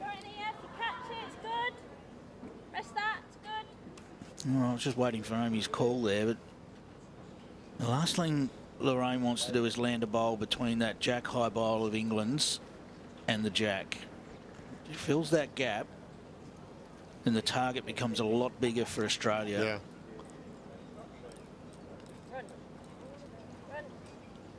So it's going to drop across the front, no harm done. That gap for England's working for them at the moment. The gap between the bowl and the jack just means that there's no consolation prize available. So pace again for Lynsey. Yeah, Barry, might just go down to Barry and just get his take on some of the shot selection that we've seen. A little bit surprising to see England play weight when they're holding a couple. Yeah, I think the biggest surprise there, Clive, is the fact that I think they were looking to remove a bowl that was past the jack. Yeah. So the back bowl there of Australia, it's obviously against England, and they would love that bowl off the green, because then they would know currently as the head sits, they would be holding 4. I think they were trying to nullify the danger past the head, and that's not something you would see, especially here in Australia, that you would play maybe overseas on the tighter angles and the slower greens, but to take out bowls beyond the actual head is not something you would see very often. It does speak to their mindset, doesn't it, that they're willing to play those attacking shots when they feel the time's right. And I think the worst result for them was jack in the ditch, probably stick with it for a 1, or if they killed it, they've got the tee. So, as you know, it's all about those percentages, and this is where experience, and you just touched on it, Clive, the players win or lose in major finals or getting deep into major events. They're drawing on every bit of that experience. And Amy there just going into the ditch. But I think same again, positive draw, look to trail the jack, turn the second shot up, which is a toucher, or turn that Australian bowl in. So now Kelsey has to be very careful with her direction. Not so much her weight control, her direction, because if she's offline, that brings Australia's bowl into play. All right, well, Kelsey's just passed on the outside there. Great to have Barry's inside there. This is still in England's favour here. Yeah, Barry, as we know, over 250 appearances for his country, and he's literally down there greenside. He's only a few metres away from where the action's happening. He's seen so much of this firsthand. Much better, mate. Come on, Ames. Come on then, Ames. He's quite the tactician himself when he plays his Barry as well. This is right in the area. Yeah, well done. Yeah. It's a very good bowl. Well, this is very interesting. If Australia attacks and removes their own bowl, they'll drop 5. Over to you, Kelsey, with as much pressure as we've seen in this final so far. Just over it. You're only that on weight, or you can go. A lot of players with weight would back themselves not to miss by far enough to get the Australian bowl, but funny things happen when you only have one bowl in there. You think it can't go wrong, and it does, Pat. The skip's been summoned for a conference. But they're already 3 down. So, you know, is 5 down something to fear when you're already 3 down? That's what you've got to weigh up. Yeah. You're not going to get all 3 bowls. Jack in the ditch would obviously be a wonderful result. I feel like we'll see her play the swing weight more than full ball, but it's going to be what's in Kelsey's mind that she can get. So even jack out of bounds, if she was to connect with both the bowls and the jack goes out of bounds, back on the tee's not really going to be great for Australia either. Looks like she's going to have a chat with Beck. As we know, we're free to call her. Yes.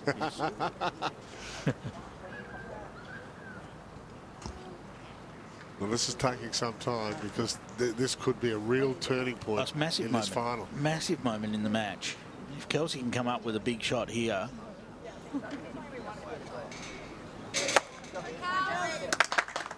All right, they've decided. Here's the Australian skip. I think she's going big from that discussion.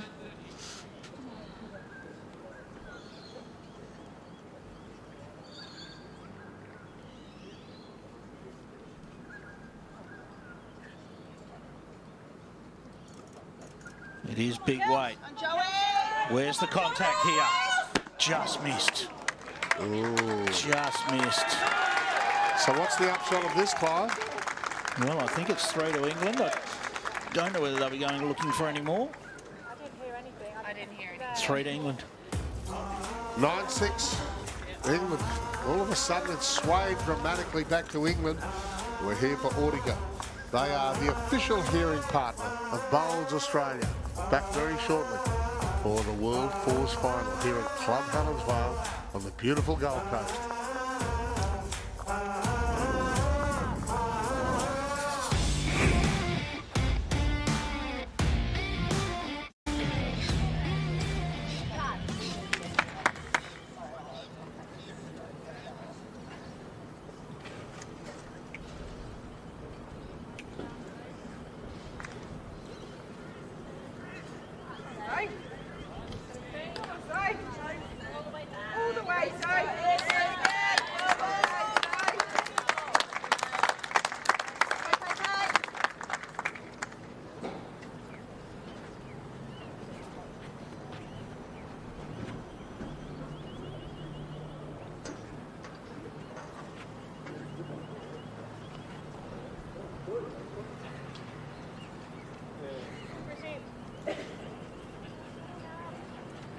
Really good opener, mate.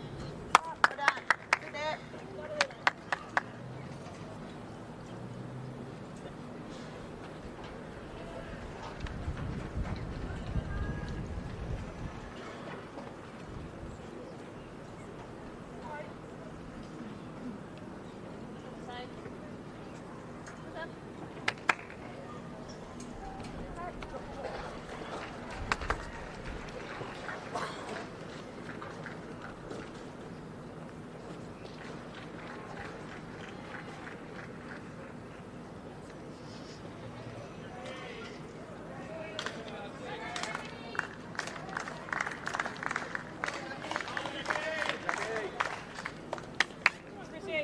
Okay.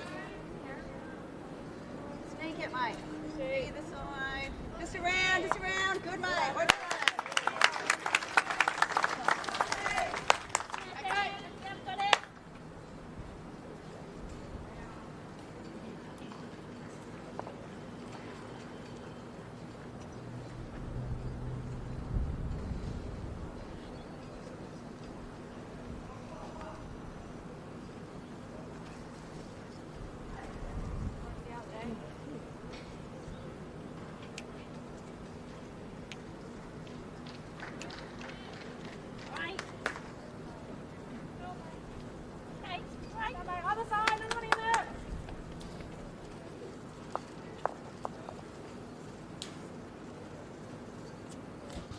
Aerial view of Club Helensvale, centre of attention for World Bowls right at the moment.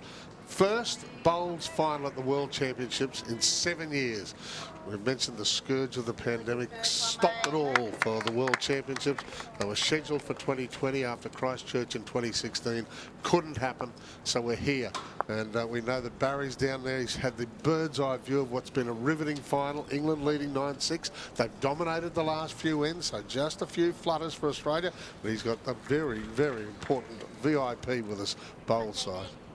Yeah, that's right, Pat. I'm joined by Chief Executive Officer Neil Dalrymple, World Bowls, former Bowls Australia Chief Executive Officer. But Neil, it's been 7 years since the last World Bowls over in Christchurch. You were there, you witnessed it. What's it like to be back on the big stage? Yeah, look, it feels like it was a long time ago, and look, it's fabulous to be here on the Gold Coast. We've seen some fantastic bowls this week and culminating in some terrific finals today and tomorrow here at Helensvale. So, yeah, it's great to be back here, Barry.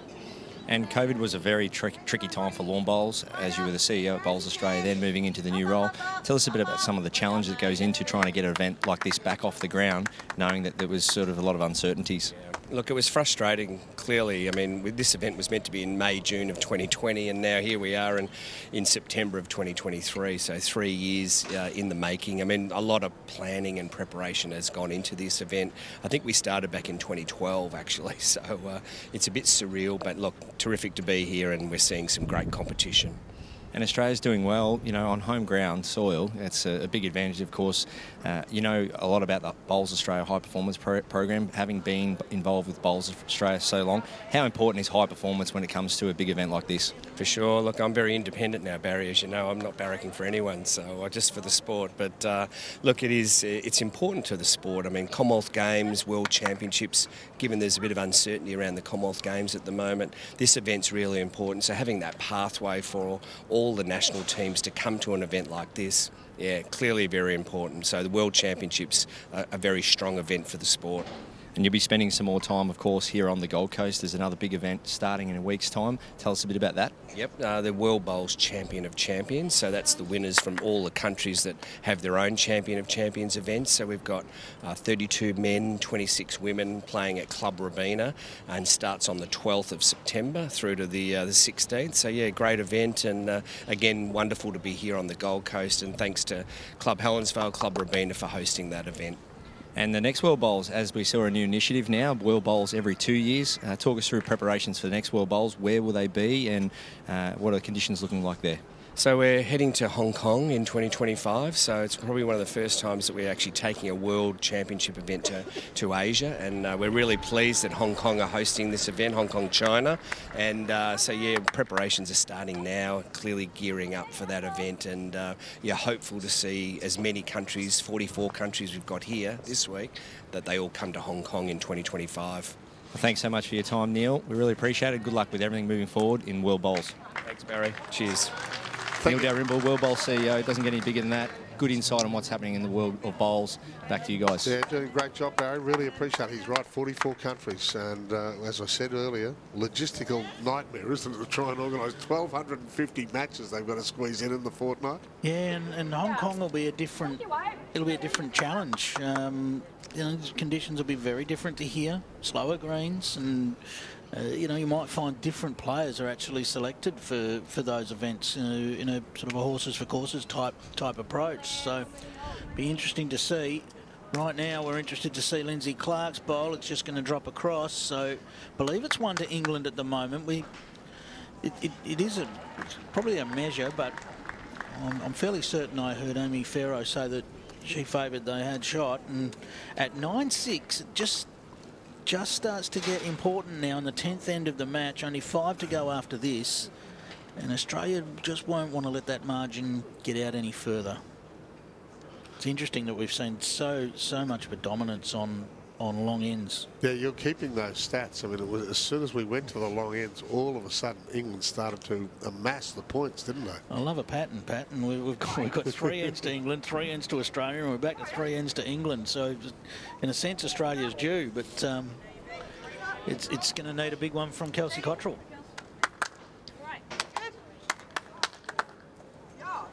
We're in no safer hands.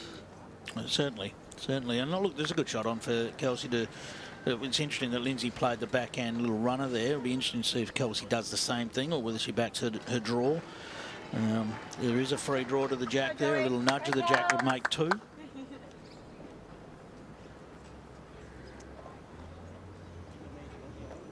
And I think we are playing the draw shot beforehand draw.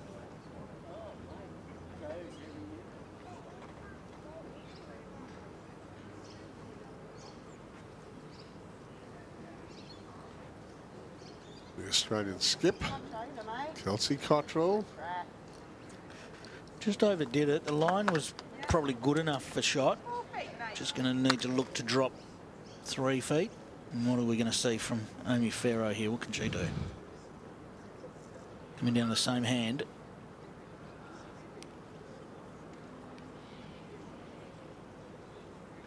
Well, she's out to that good line.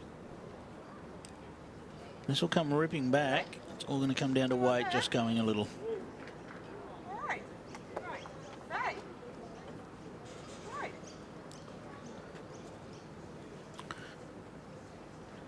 I think we're going to see the draw attempted here from Kelsey. Wait, if that jack ends up on the tee, they're worse off. It does look like there's a temptation. I don't know whether she fancies the draw. She's standing there waiting to see whether anyone wanted to offer anything else. But, Well, I mean, we saw much of that at the last end too, at the end of N9 when she had so many decisions to make. It's all just, you can feel it tensing up, can't you? Yeah, and it's all just making that decision to say, well, what do I back myself to do? Forehand draw it is.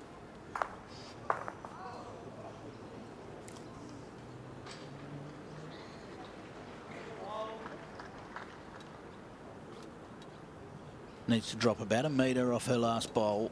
The line was perfect. Body language said that maybe this is still a bit quick. Yeah, she wants it to settle. Yeah. It will be 1 to England. 1 to England. And that will take it 10-6. So 2/3 of the way through. We're through 10 ends. It's 10-6 to England. They hold the advantage. We're here for right at home. Right at home, #1. For quality in-care, in-home care and support, call right at home on 1300 363 802. And of course, it is the right at home Jackaroos. That's the Australian team. So, naming rights partner of the Jackaroos. And surprise, surprise, another long end. Look, and credit to the leads here, that particularly Sophie, in continually getting this consistent length, because there is a clear difference here between winning the longer ends and winning the shorter ends, and the lead can make a mess of that if they get if they get it wrong. You know, sometimes a jack rolled into the ditch can give control of the match away. It's really important for England right now that they don't give Australia a sniff at changing this length. The lead here, Sophie Tolchard, was part of that pairs team with Amy Pharaoh, and we spoke about with Barry earlier in the piece. Certainly. One of the most famous finals we've seen for a long time, wasn't it? Australia v England, Commonwealth Games, Birmingham last year. And it was Sophie Tolchard and Amy Pharaoh. And they just got pipped. Well, the leaders' battle is the same. It was Sophie versus Kristina, you know, and yeah, okay, conditions today maybe make it a little bit trickier for them to be all over it. They haven't been all over it, but they've still put in plenty of useful bowls for their teams. But Sophie's probably had the ascendancy, particularly on the longer ends, as we've seen. Having said all that, you know, there's still ample opportunity for some big bowls to be played by any of these players to influence this result. I think we're probably at a point where Australia needs to win this end. I mean, 6-10 behind, struggling to win the longer ends. If they drop another end, it just starts to become a bit of a challenge to bridge the gap. I want to keep talking about Sophie if I can. We haven't spent a whole heap of time on it, but her brother Sam plays for England as well. World champion. He'll be playing singles, yeah. Sam's the current world champion of champions. That event that we're talking about, the world champion of champions, is coming up at Rabina. And Sam's the current holder of that title. And it's an unbelievable family. The uncle, Roger, was a test cricketer. Dad, Raymond, played Wimbledon as a junior. It's annoying when everyone's so talented, isn't it? Exactly right. Yeah. No, Sophie's played the world champion of champions singles herself. When that was in Adelaide a few years ago, we were there covering that. Yep. So, no, she's a very experienced player, and as we see, Jamie-Lea not far off nailing it, but another one in the area, and Dawn Hayman needs to come up with something special here for Australia.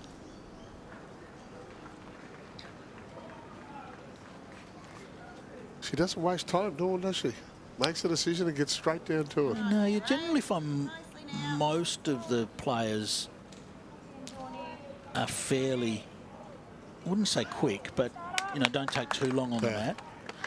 You've certainly got some very quick players. Aaron Wilson springs to mind as one that doesn't take very long. He's, I think he's delivered a bowl at a BPL with a second on the clock, and still had 3/4 of a second left to work with. So Jamie-Lea wasn't far away with her previous attempt. If she can nail another here, it's really going to put the pressure on Australia. Yep, this is the bowl of Jamie-Lea Marshall. Might be slightly underdone. Just slightly underdone for a bit of both, but a good bowl. Yeah, they're up and about, the English team right at the moment. Well, this is huge right now. Dawn just needs to drop a little bit of pace off the previous. So you can see from our graphic, top left, England holding 3 shots here and a handy lead.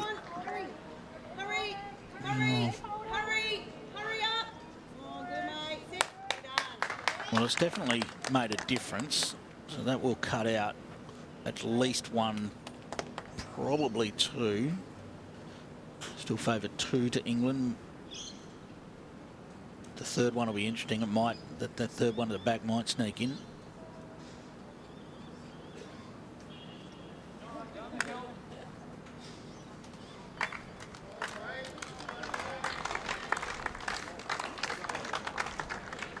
Looking down at Barry with a very good angle here, so we might get down to him in just a moment.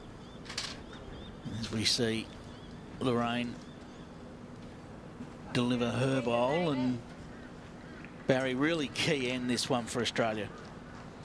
Yeah, definitely, Clive. And just as you finished speaking then, the shot bowl of England has rolled out onto Australia's nearest bowl. So that could be now 3 shots. You don't see that very often, a bowl moving after it's stopped, but one bowl fell onto another. So the green for me is now in the high 16s, Clive. It's probably picked up at least, or in terms of time, probably a second and a half, but I reckon in terms of distance, about 6 to 8 feet. The bowls are really, as you can see, shiny and standing up. The green's just getting a bit of a shine about it. The bowls are standing up quite high. And this length here, England are really starting to get a good feel of it as Lynsey coming in on the forehand. Majority of the bowls too, I found, Clive, are being played on this eastern side as well. Yeah, it's this green, once it gets that glassy look to it and that pace up, as Lynsey's done a great job there. This green, once it gets that glassy feel to it, Barry, it can absolutely fly, can't it? Yeah, and as the conditions change, so the speed gets quicker and maybe the wind gets up, in a perfect world, you want to be playing the same thing over and over again, the same hand, the same weight, the same length, and so on and so on. So the more the conditions change, you don't want to have to change with it. You want to just try and get stuck into a routine, and I think that's what England's really trying to do with this mat length. Lynsey's bowl there, just a bowl past Jack high, so perfect speed, and just out of shot for me. But as Lorraine, great body language. All the players wouldn't even know there's a grandstand or TV cameras around them right now. Their concentration levels would be through the roof as Lorraine comes down. So their concentration levels right now are absolute premium level. There's not anything going on in their mind other than line and length and supporting their teammates. I tell you what, Barry, with these long ends, I mean, they've been quite brilliant, England, haven't they? Particularly the last half hour. Yeah, that's right. Look at that. This head here, there's only a couple of bowls just short of Jack. So every bowl giving them a chance. See Lynsey here, nice way to gain, just slightly high. But Australia only one down on the tee, forming a few back bowls. And that's what I touched on earlier. If you're not nailing it, at least give your bowls a chance, because we've seen already how many weighted shots have been played. And you want to be able to go back to the mat as Amy and Kelsey are now. And if you are holding or you are down, you want to be able to play with the confidence knowing you got bowls past the Jack. All right, let's see how this one pans out. And then great camera work by our team there that had that bowl falling out as well. And a little replay shown through there. So this now becomes a very important 4 bowls as the skippers make their way down to play these bowls in this match. Just 4 ends remain after this one. We've got to give plenty of kudos to the organisers here. They've allowed us wonderful access for our cameras. We've got cameras coming at every angle here. It's great.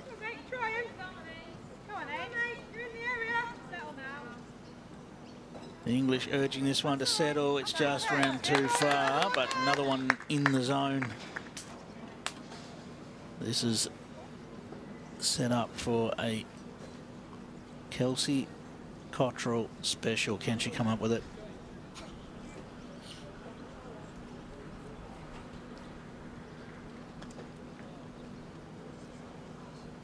She's going to need this to push. That's not going to have the trip. Well,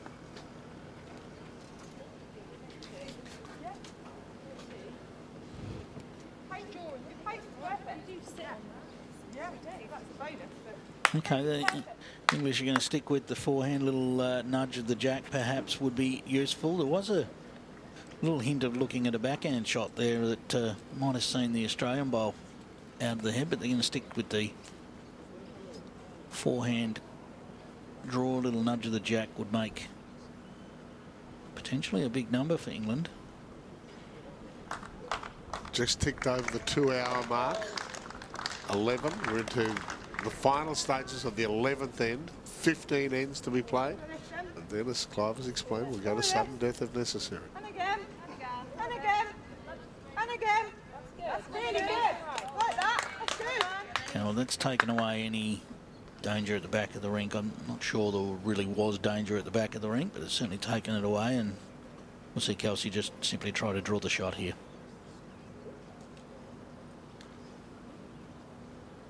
How's the run, buddy? How's the run? Have the runners concerned that this isn't reaching? Oh, mate, your track's so good. You could hear the calls from the players to have the run. Get the up there with the shots for the second. Yeah. Is that all right? Yeah. I'm fine. Yeah. We measure yours against R2. Yeah. Is that all right? Yeah. We'll just get some chocks. I have got chocolate in my pocket. Okay, we're looking at a measure for the second. We probably need chocks on that blue. We can take that other blue away. Yeah. Yeah. So we want that red against those two blue, and one blue's already out. Okay, so you'll see what's happening here is the umpires will firstly just chop the bowls so that they can't fall over. Yep. The end's complete, so now make sure no bowls move while they're in the measuring process. So you can see Lynsey's going to do the measure herself, but just called out one of the ITOs to look after making sure the bowls don't fall over.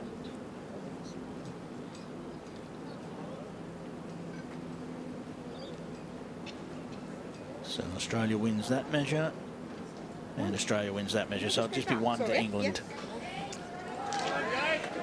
That one to England, though, takes it to 11-6. They're still checking.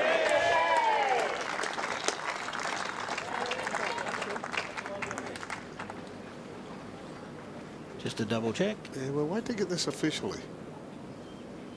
Just the one. Yeah. Thank you. Just the one.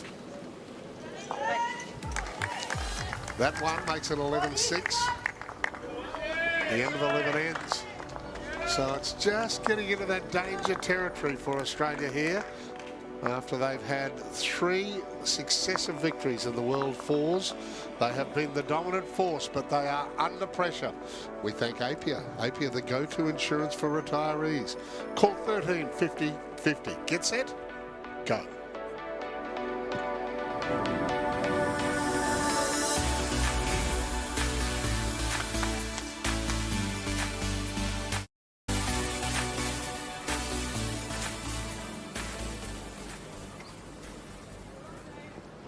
Great fight, Sophie.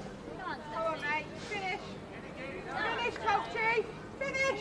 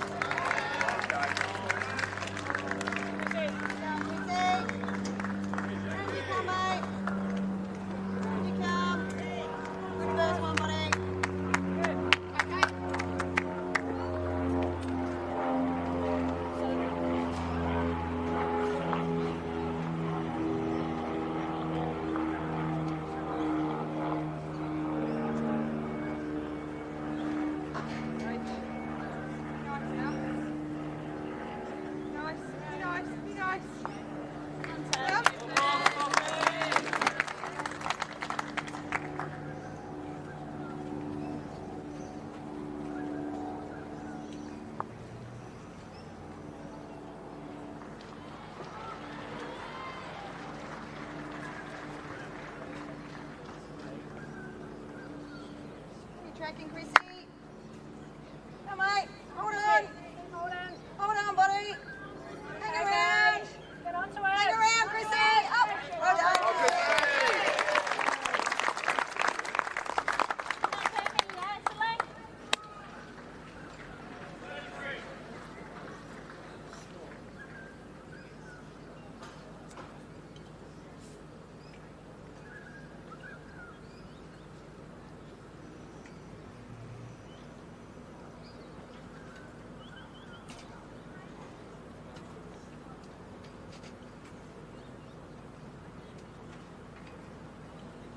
that, Jay.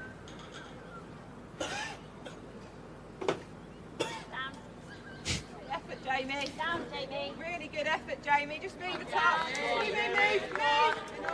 Good ball. Beautiful aerial view of Club Helensvale here. We're at the northern tip of this fabulous tourist resort, the Gold Coast. And it's turning on picture postcard weather at the moment, Clive, isn't it? Oh, it certainly is. Even that little bird fly through that photo, right through that image there. And people might say, Club Helensvale, what's that roof? You know, they've got a brand new roof structure here, so there's been marvellous work going on here at Club Helensvale. But right now, whilst that roof looks amazing, the focus is right here on this green to see who is going to walk away with a world title. And well, England have made the running. It's 11-6. There's 4 ends to play, including this one. And really, we're now almost in a situation where Australia must win all 4 ends to win the title. They drop another one, puts them at least 6 behind with 3 to play, and they've shown they can do it. But it's not an easy task to come back against great players. You're not instilling me with confidence. Well, we'll see what happens over the next couple of ends.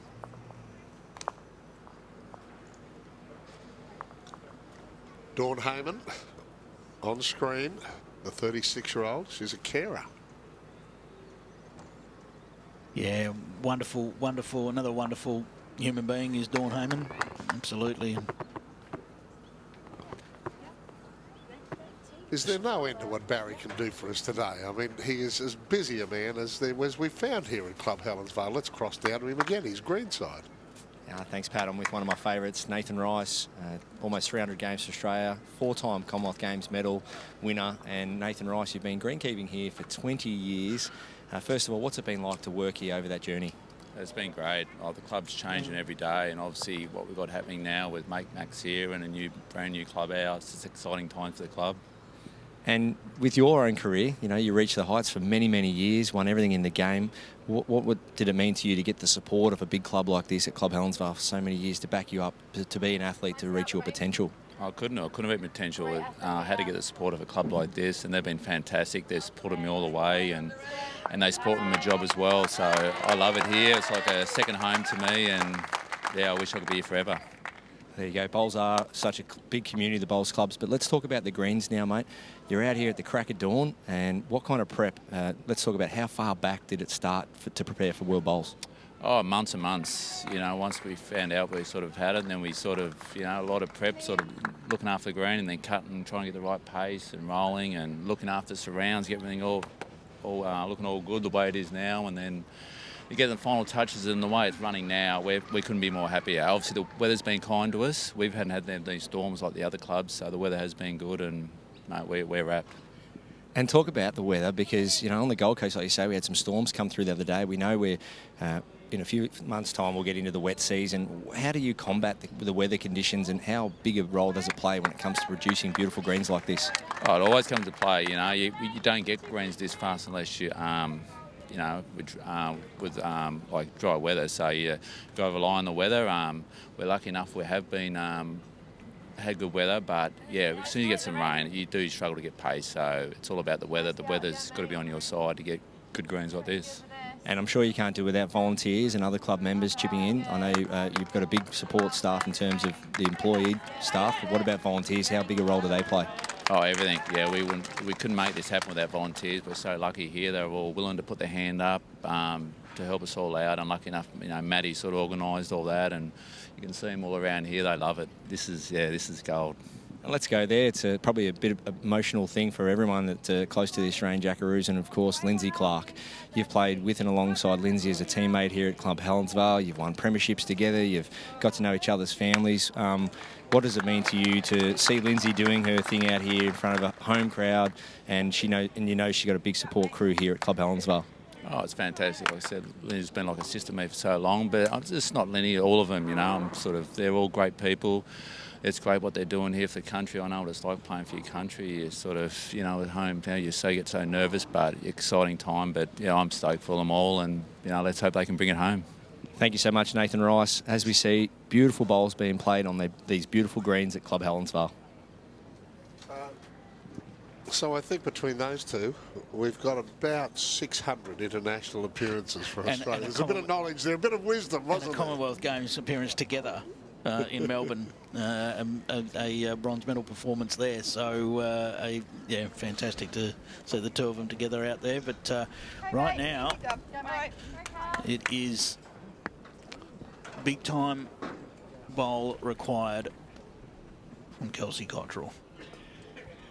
Yes, I'll draw your attention to the top left screen shots. You see the little blue bat. That indicates that England are holding the shot at the moment. And chance of extending their lead unless the Australian skip can intervene here. Quite going to get down and caught a little edge, but to no avail. There is a little bit of a nest of bowls there that are waiting for a trail. Amy Pharaoh will be doing her best to get one in amongst those. Take away that danger. Knowing the quality of Kelsey Cottrell could trail that jack into there and reinvigorate the match. Stay there. Stay there. Nicely. Well, Jack has moved. It's still 1 to England, I believe. Yes, on what we can see there.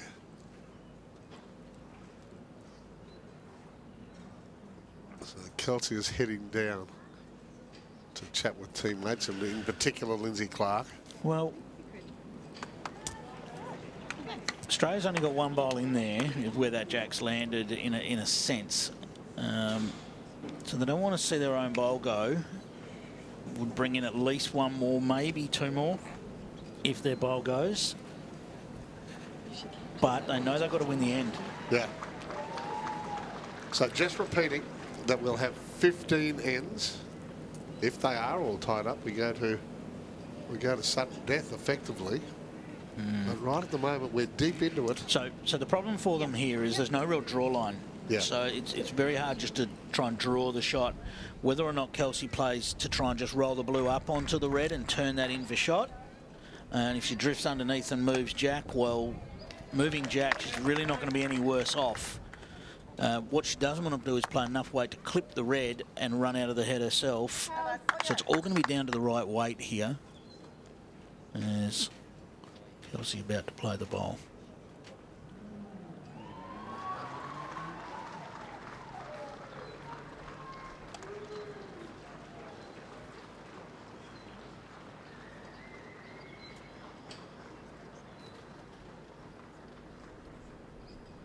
There are other matches happening here, and there's a big cheer from down on the other green. So now, Kelsey, they're calling him for it to hurry. This is going to drop away. What's it doing off that bowl? Oh, well, guaranteed that's close. I would potentially favour Australia here. Oh, really? Generally on our camera angles, you find that the bowls straight up and down have a slight advantage on the measure, but we'll see. Well, I will bow to your far superior. 1 to Australia it is. Oh, sigh of relief from my co-commentator. 1 to Australia. We break a little run of England, and it's 11-7. We thank Drinkwise for joining us in our telecast today. You won't miss a moment if you drink Wise.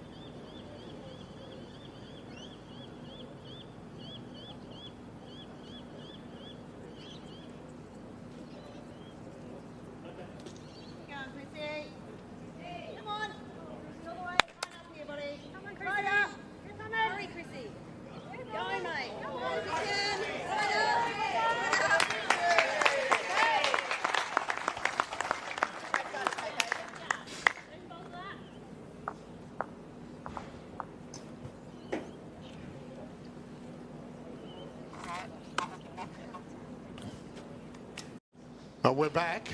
As you mentioned, there's plenty of action going on right the way around here at Club Helensvale.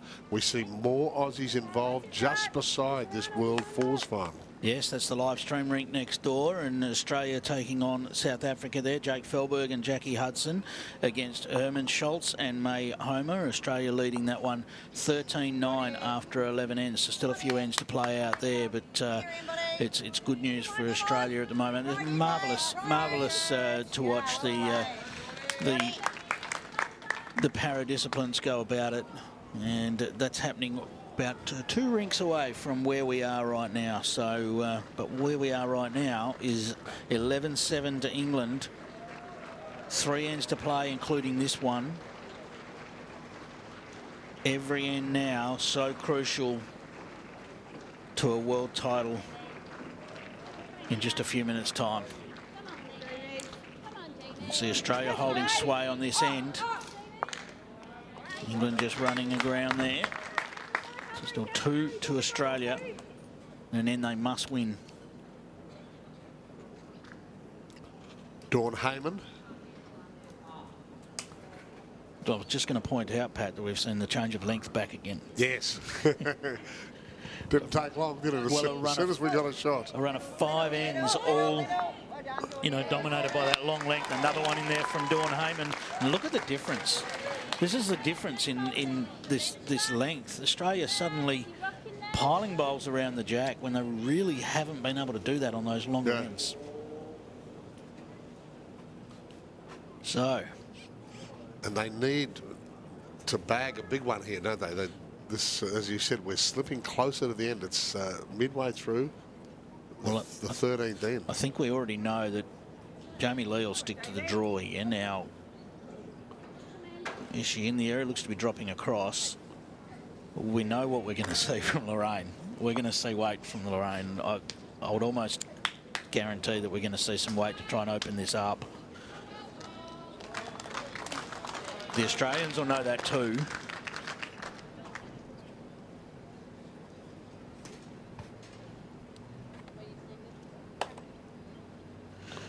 Lynsey Clarke heads back.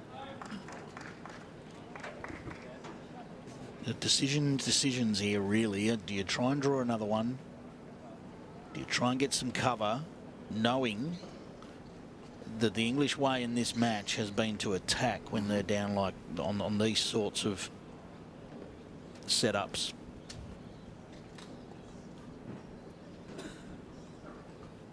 So now, is this the sort of plan you're thinking? Yeah, so it looks like heading around the back was the plan. Now needs to just pull up, needs to stay up, and has. So it's a well-positioned bowl. I'd be very surprised if Lorraine's on the draw here. I think she'll be marching back down there, and she will not be able to wait to get into a bit of weight into these 3 bowls. Crowd building as the morning unfolds. More people coming in now. Quite a good Aussie contingent here.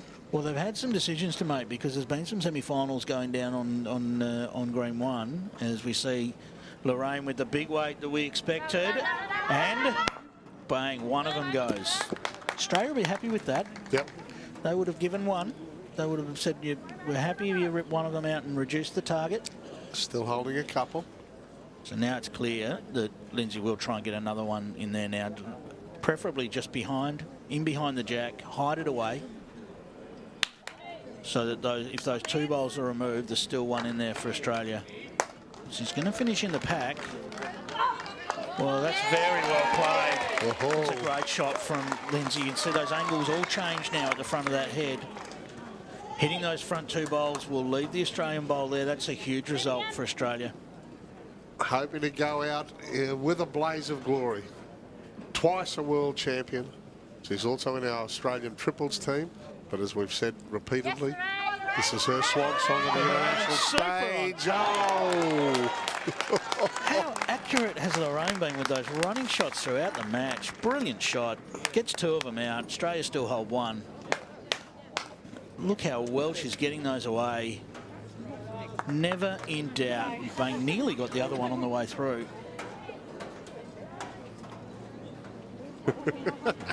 Wonderful You gotta love the way she goes about it, haven't you? The 33-year-old from Oxford, on debut at a world titles. Look at that picture there of the English team, just all smiles. That's what we love to see. Players love it when they're playing a game. You know, they're playing for a world title here, but they love it when nothing's safe and every bowl counts. Yeah. It's fun at the same time as being a massive challenge. Just needs us to pull up. Is it going to pull up in time? It's probably just gone a little too far to count. It's fallen back. Keeps it in the area.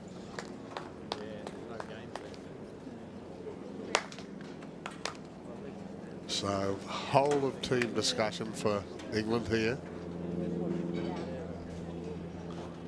As we know, this final is slipping closer to a climax. Maybe we'll head down to, we can get Barry and get his opinion on England's choices here as they discuss it. Barry, we've seen weight a couple of times on this head already. Are we back to a draw, do you think? I believe so. That's what I think would be the best position here for Amy, Clive, because as you see there, Kelsey has got a nice little forehand trail on to make it 3. So if Amy's not getting the shot, I think she needs to be just restricting the room for Kelsey. But as we've seen already, they're not holding back from playing their weighted shots. They've done it all week, and we're going to see it again here.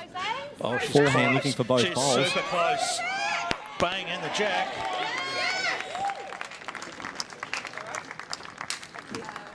Is that England's tee, Barry? Have you got a good look at that? Yeah, I sure do, Clive. I'll just have a better look, though. As we see, the jack has to be placed on the back of the tee. And for me, I reckon England wins that one. What a great shot from Amy. Back to Sophie. So, okay, that's interesting. So Lynsey puts the jack in one spot and Amy puts it in another. We might have an umpire required to position the jack. It definitely, as you know, Clive, if 2 players can't agree on something, the official has to have the final say. So as you see there, the jack has to be on the edge of the outside of the rink. No part of the jack can be on the inside of the rink. Which means it has to be right on the back of the line there, right on the back of the line. So not even, you know, the line's not, the line doesn't belong to the jack. It's got to be right on the back of it. Either way, I think England win that measure. And Kelsey Cottrell, she's got 1 bowl to go. Well, as you see, Kelsey's got that front bowl. She only has to find 18 inches of weight on her previous delivery and she will draw the shot. Just depends what hand, Clive, because the trail is on. She happens to move the jack back. Can make a little multiple here. Oh, it's delicious tension, isn't it?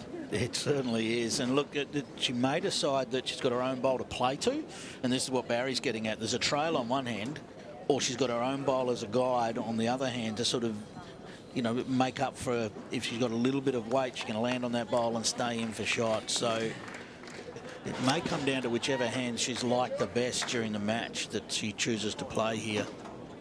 There's a little bit of a barrier on the backhand coming in. Well, she's going to play backhand. So keeping the choice of trailing the jack in the mix here.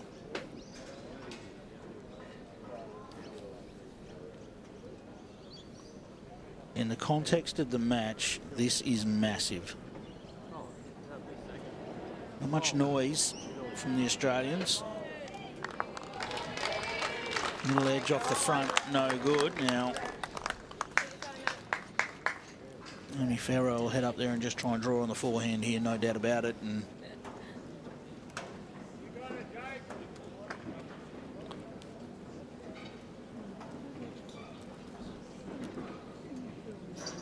very, very nervous watching along on the side mow there.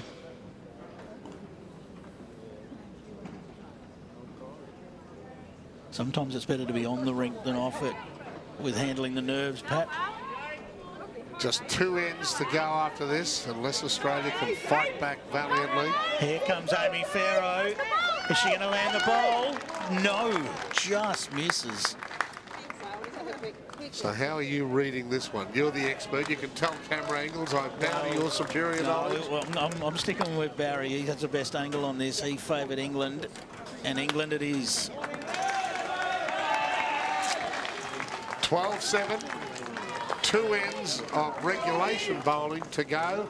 Australia needs a massive fight back. We thank Henselite. Be your best with the world's best bowls. Henselite. Well, no doubt we're going back to long ends. And Australia will be looking for a multiple here. Now, they'll be looking for at least 2. If they can grab 3, they'd probably be fairly happy with that, knowing that then they go into the last end needing 2 to get it to that that playoff end that we've been talking about. Yeah. So at least 2, preferably 3 for Australia. For England, they just want to win this end. Crowd starting to line the fences here. So many different national colours. As I said, we have 44 countries represented here. It's a wonderful sight here at Club Helensvale this morning on just a perfect Gold Coast day. So can Sophie make a big statement here with her first bowl? Well, she looks to be travelling. That's going to make it all the way to the ditch. So that gives Kristina a huge opportunity now. Massive opportunity for Kristina Krstic. Deep breath. Takes her time. Needs to nail this for Australia. And as you can see from the graphic, there's 5 shots in it at the moment. It's definitely favour England.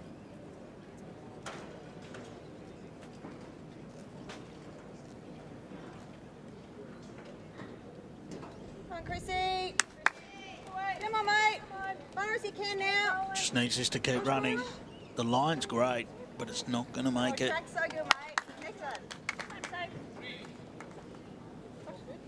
You can see that was a good angle actually to see those lines on the green. When we talk about where you place that jack, you know, front of the line versus back of the line could make a big difference in a measure. Sophie looking to correct. Looks to still be travelling a little. Well, it's certainly more useful, but if Kristina can find 4 feet and land on this jack.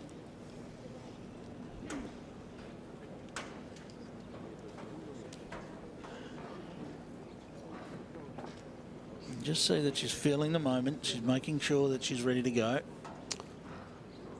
Youngest member of this Australian 4, but in saying that, has had 134 international appearances. She knocked on the door for years of this main team. They finally, Ellen and Kristina finally got their opportunity and very much made the most of it at the Com Games.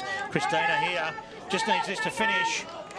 But this is a great shot from Kristina Krstic. Crowd goes wild. That's the biggest cheer we've heard in a while around this green. It tells us that the crowd has grown. Yes, it was an early start. It was 8:30 local time, and it's now just ticking up to 11 o'clock. Smiling from Kristina at the back there. There's Jamie-Lea. Interesting, the Jamie-Lea on the forehand. Well, Jamie. Come on, Jamie. Doing very well. Come on, Jamie. English team are liking it. English team are liking it. And look at that. Oh. And that is perfectly placed. Tough for Australia to get at.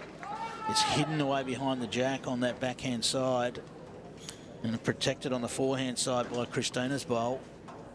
It's going to be a tricky one to get at for Australia. England will be very happy with 1 shot on this end. That's all they need.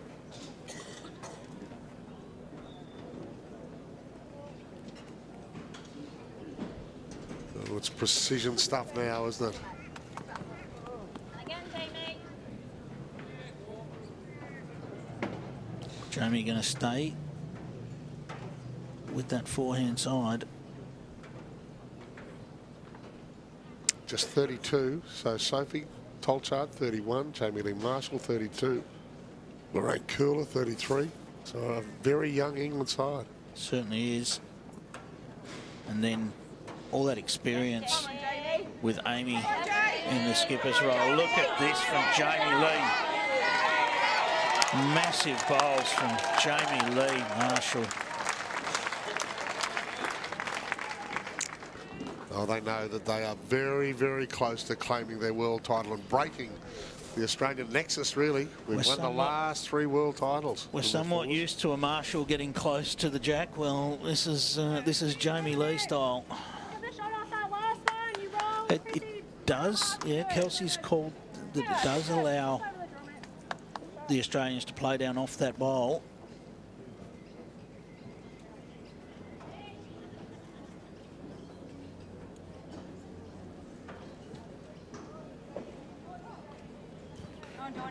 English coach standing up here alongside us, looking very nervous with each and every bowl. Well, great effort there from Dawn, just a little on the tighter side. The shape was right, just needed a little bit more grass to get around the Australian bowl.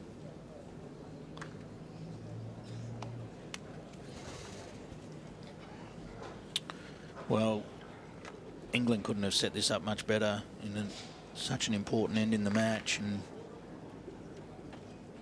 the front two have done a fantastic job. Jamie-Lea Marshall in particular, of course, nailing it with 2. Sophie's bowl just past the Jack, now useful.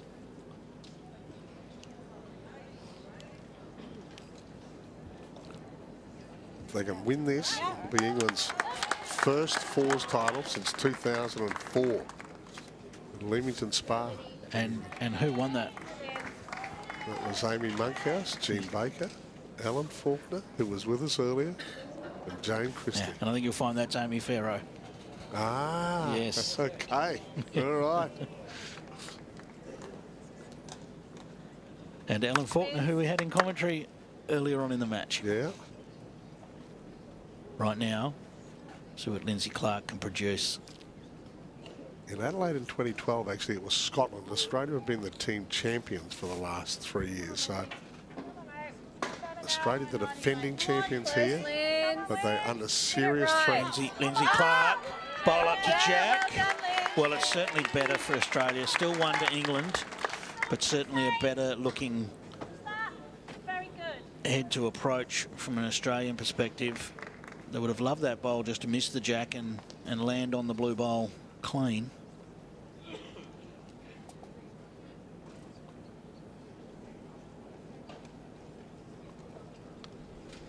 Well, she's been super all match. Body language says she thinks she might be quick.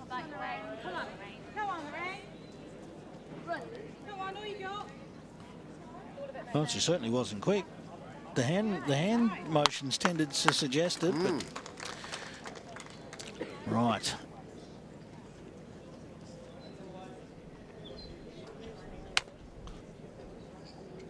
Can Kelsey weave some late magic on the penultimate end? England with a commanding 12-7 lead. Lynsey's still got her second bowl to play. Kelsey trying to figure out exactly the best angle here, because the trouble is the angle off the 2 Australian bowls isn't fantastic now. If she catches an inside edge, she misses the Jack.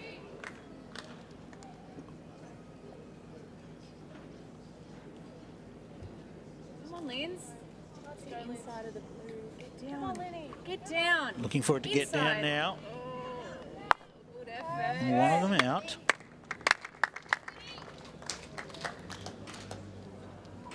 See Barry down there alongside the rink. How's the tension down there, Baz? Yeah, a lot of tension. You can even feel it amongst the crowd, Clive.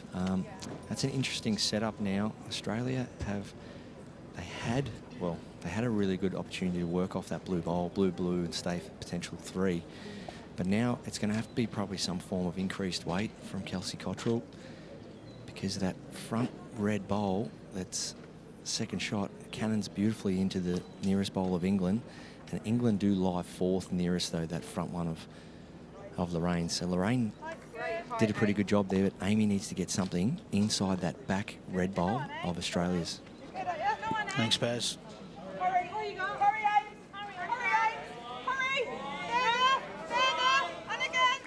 Well, not quite for Amy Pharaoh. And I think Baz is right. I think that's the shot. It's down onto the Australian bowl to try and bounce that blue out of there and hope that the Australian bowl sticks around. That'll be in Kelsey's mind. But you've got me shaking my head. That is a remarkable performance. Amy Monkhouse, who is now Amy Pharaoh. Yeah. It'll be 19 years after she won this title if she can collect it. Incredible. Almost 2 decades on. That's amazing, isn't it? Incredible. But can Kelsey Cottrell have a say in this?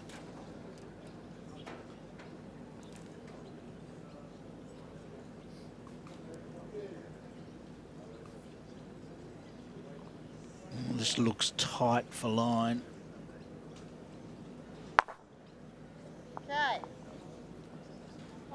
Okay, so it's cleared the way for the backhand draw shot now.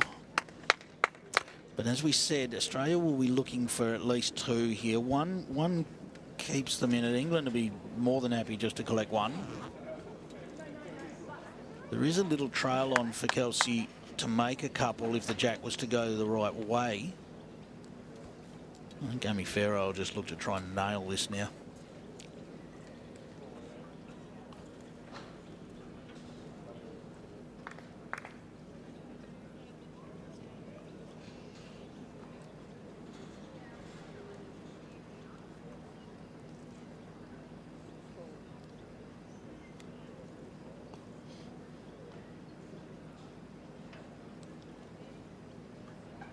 Here it comes.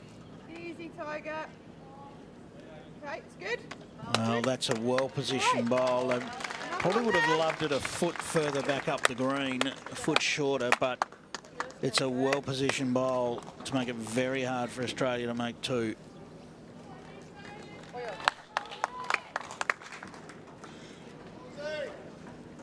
So the graphic telling us, and what we can see from our many cameras covering, that England hold 1. I think it's just a backhand draw to try and draw the shot and take what you can get here. Australia can get 1. Don't think there's the forehand, but we'll just see if they've managed to find anything in there.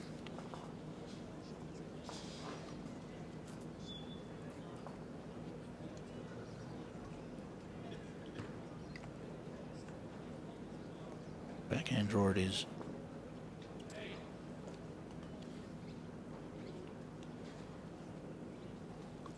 Oh, the pressure.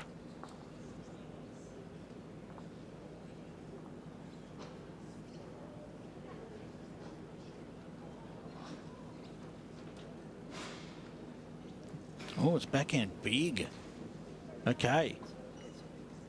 Bowl up for no result. It will be 1 to England, and they have a 6-shot buffer, Pat. It'll be 13-7 as we head to the 15th end. We're here for Geeks to You, for technology setups, repairs, and everything in between. You need a geek. Visit geekstoyou.com.au and book tech support today.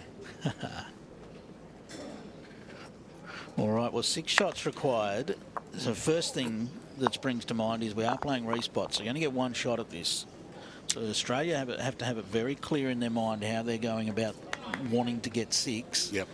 Because the first 2 bowls of Krstic are very important to having any sort of chance. That pretty much can't be short.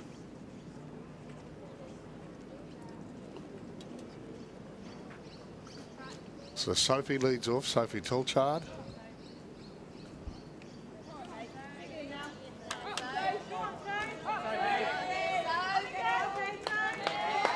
Well, that's good enough for England for a start. Sophie just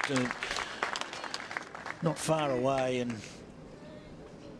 she says get 6 inside that if you want 6 to Australia.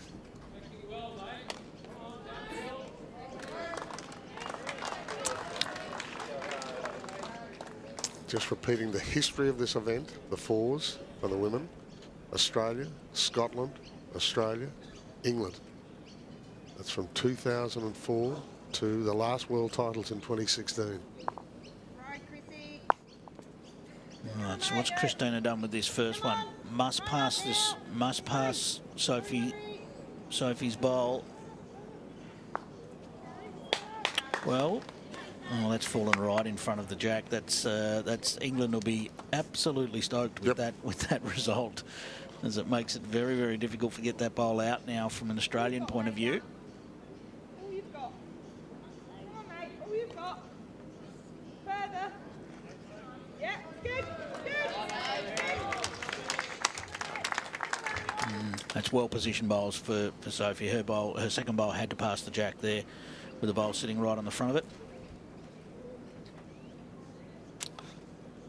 Well, you've got to say that if it goes the way it's looking right at the moment, they've come with a plan and they have executed perfectly. Yeah, they've been on the front foot the whole match, and that's probably the thing I take from it is England stepped out there and said, right, we are going to take it to you. We're going to play the big shots early. We've got a clear plan that we're going to play long ends. And the problem for Australia now is to remove that English bowl. It's very hard to remove. You really can't remove that bowl and stay. So it's going to take a bowl that can't count to remove the English shot bowl. So it really means Australia are almost down a bowl in terms of trying to get their six. Now that can change if you can turn the bowl and get it clear of the jack. But England is setting up really well here. Another great shot. I think they know now that it's going to take something extraordinary from this very talented Australian side. You've got a couple of two-time world champions. Yeah, the call from Kelsey there from Dawn is to just try and work up amongst those two bowls and see if you can work off one to the other, turn them and change the look of this, because this looks very good for England at the moment. Looks to be just going to slip by. And the one consolation for Australia there is it did sit the English back bowl, so now England will look to put another one past that jack in amongst those two red bowls at the back.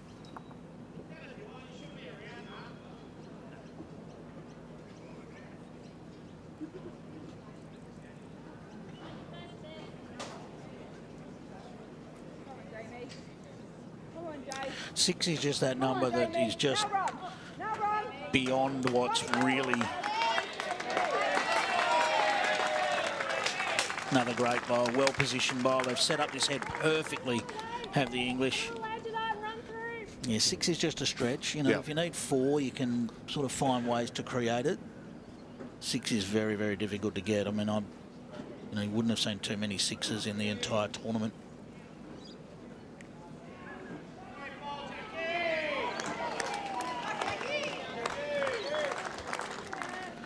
Well, Dawn's closer here. She's got one, needs that to turn right out and hasn't. It's going to drop back.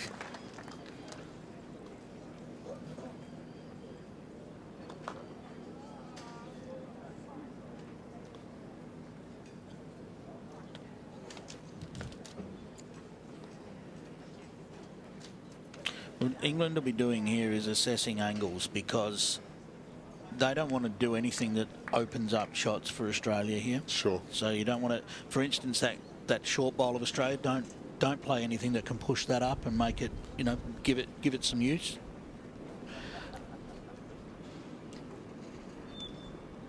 It's ebbed and flowed, but the way it's flowed towards the latter stages of this final has been decidedly in England's favour. They lead 13-7. We're on the final end. I think you touched on it before, Pat. You said game plan, and that's what stood out here from the English performance.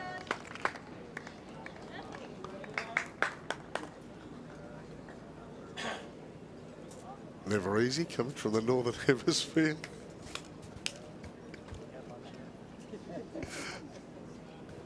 There's some very, very nervous England bosses watching just near us at the moment. I thought he might have been claiming the game plan.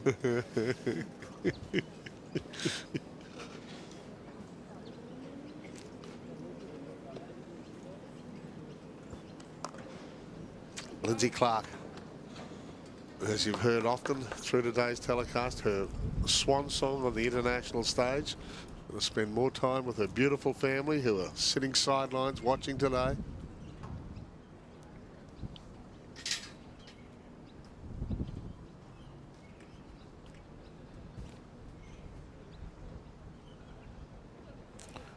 Lynsey unable to turn anything Australia's way there. It's been a masterful performance by the English, really. I mean, Lorraine shot play early. You know, she's played some massive bowls in this match. Yes.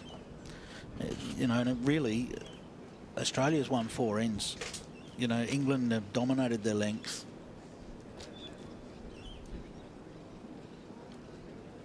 I've said a couple of times about Lorraine. Sorry, she's had a long wait. She was selected for the titles in 2020. She finally gets to make her debut on the Gold Coast. And it's looking like a World Championship gold medal. There's an air of perfection about what they've done. Yeah. You know, they've come in with a plan, they've executed it perfectly, they've said we're going to play the big shots, and when they've played the big shots, they've nailed the big shots, you know, and that's been the difference. And, you know, we take nothing away from the Australian combination. They're a class outfit, there's no doubt about it.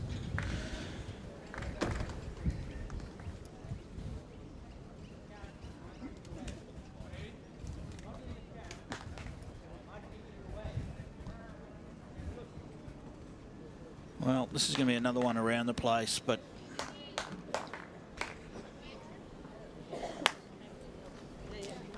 I'm not sure whether that blue bowl goes out of the head without touching the jack. It looks like it gets a piece of the jack, and sure. that's the issue for Australia.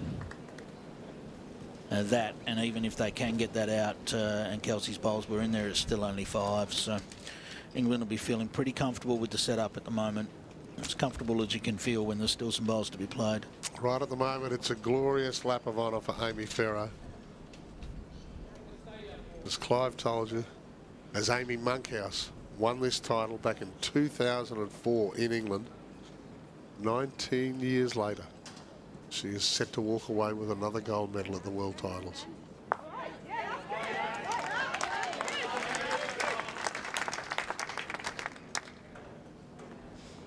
It's just a numbers game for England now. They're just positioning bowls in there, saying, well, it's impossible to remove them all. Yep. As you know, Australia needs 6 because this is the final end to force it into a playoff. Well, I think the first step for Australia here is that they've got to move that blue bowl. It's at least got to go over a roll.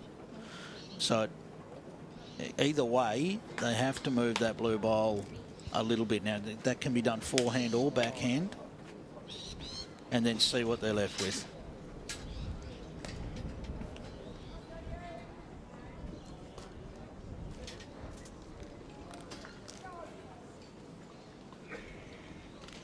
And that's what Lynsey's talking about. Can they clip that bowl and at least leave it sitting out there and stick around to at least find a way to at least, you know, maybe attack 2 bowls with the last to try and remembering it. Amy's got another one to play yet, so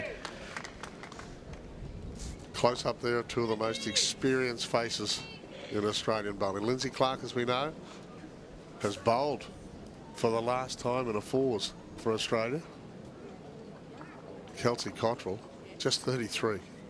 As I said right at the start of the show, Clive, I can remember as a young journo doing stories on Kelsey because she was the prodigy for Australian bowling. She was barely in her teens. Yep. And I mean, she's only 33 now. She's been around, it feels like she's been around for an age. Well, can she find some magic here? It's going to be more than magic, I think, but so forehand is the decision, trying to turn that blue bowl off the front of the jack and stick around.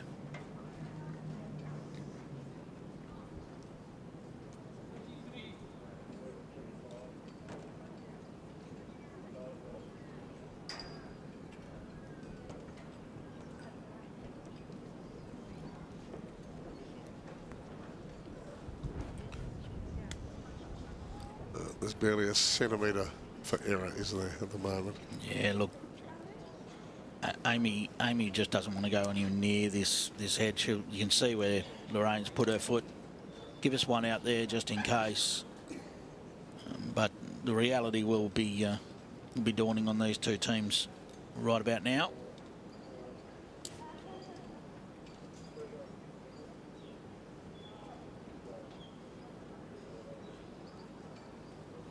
Australia did a fine job to be here, overcoming Scotland with an amazing comeback, but the comeback was just a bridge too far today.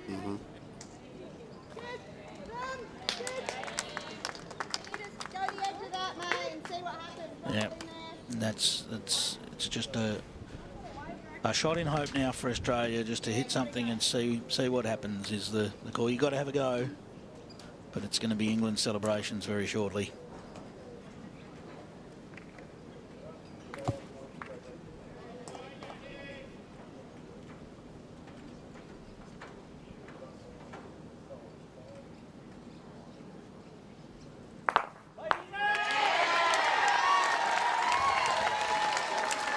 It's done.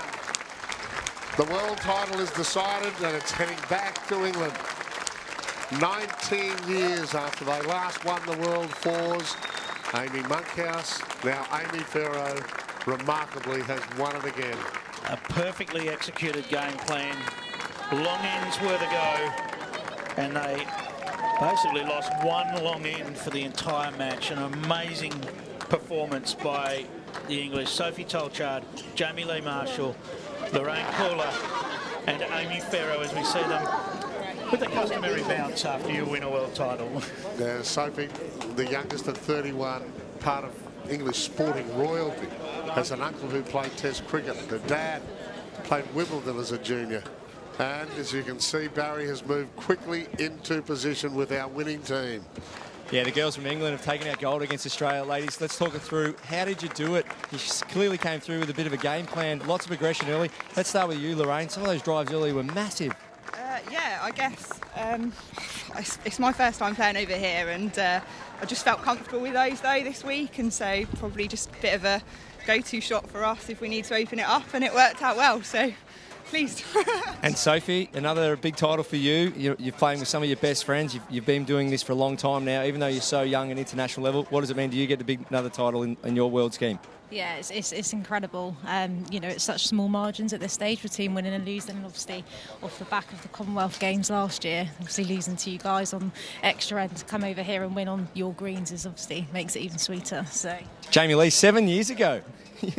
Wow, World Championships over there in Christchurch, and how does it feel to be back here and get the gold medal? Yeah, it feels amazing to go that one better than last time, to come away with the gold medal. It was just incredible. I'm so happy. And Amy, 19 years since your first world title. You're loving the Australian conditions out here? Honestly, I cannot actually believe it. It's it's brilliant. And like Soph said, it's always harder to come out here and do it, and to do it like that, we just plugged away and just kept battling, and it was really good, really good. And what about the Aussies? You've had some amazing battles against them over the years. What does it mean to be able to come here, Northern Hemisphere, Southern Hemisphere, and to back it up and play, match the Aussies on these Aussie conditions? I think that's it. It's a real test. It's a real test for us. You know, obviously the competition's always going to be a test, but to play on the greens as well and to prove that you can do it is really satisfying. Really satisfying. Now I know you're all high-performing athletes, but what happens tonight? Is there a little bit of time to celebrate before the next discipline? We'll go back to you, Lorraine, because this is your first big one. I'll be finding some time to celebrate for sure. I think it might be a massive jump in the pool party, and then. And then a couple of days to recover. We might end up in the casino. We might end up in the casino. We will definitely end up in the casino, yeah. Well, congratulations. You took it to the Aussies. It was a great game. You clearly had a game plan. You executed. Well done again. Thank you. Thank you. Ah, that's brilliant. That's absolutely brilliant. Look out the casino. Wow, what a performance. They undersold it a little bit. They were outstanding. Well, our international sports stars have been known for that. Harold Varner III, the American golfer. He was a casino regular when he was here playing PGAs on the coast. They said they plugged away. The truth is they came in with a game plan and they executed it to perfection. brilliant performance. You can see Catherine, their teammate, getting ready to get over there and celebrate with them as well, Catherine Rednall. Yeah, so the wonderful story out of that, and you know, full kudos to Lorraine Kuhler, Jamie-Lea Marshall, Sophie Tolchard, the youngster of the group, but Amy Pharaoh, what a story. 19 years after winning this very title for England in Leamington Spa in England, she's backed up and won it again. Hey, we're going to go quickly over to our streaming service because we're reaching a climax over there too.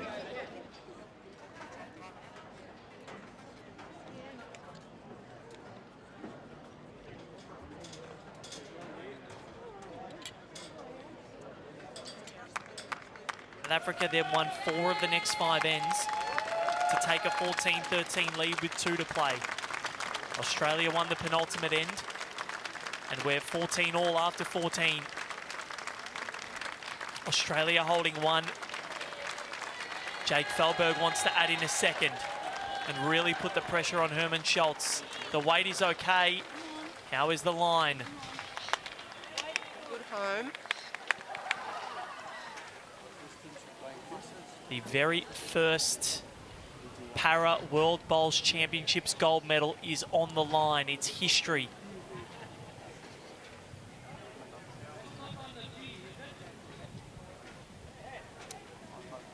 Jeffrey Newcomb asking Paul Homer if Australia have the tee, and they do. Very good setup for the head for the Australian team here, because any jack movements coming towards their bowls. They've got the tee. And it's something that they haven't had in this South African run of ends. Herman Schultz missing high, but he does sit and stay around. Jake's weight was perfect with his last bowl, so just needs to adjust his line. The wind swirling a little bit, but Jake with his penultimate bowl of this final. Need another bowl in there, the Australians, holding 1. Another bowl in the head or ultimate result for Jake will be a little touch on that jack. And he's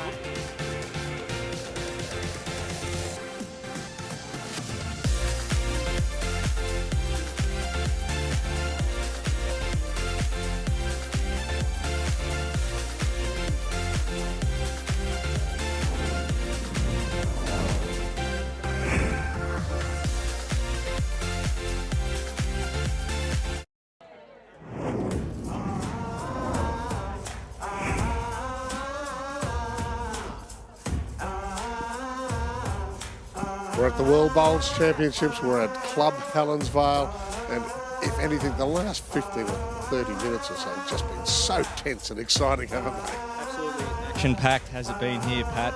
Phenomenal conditions and phenomenal play.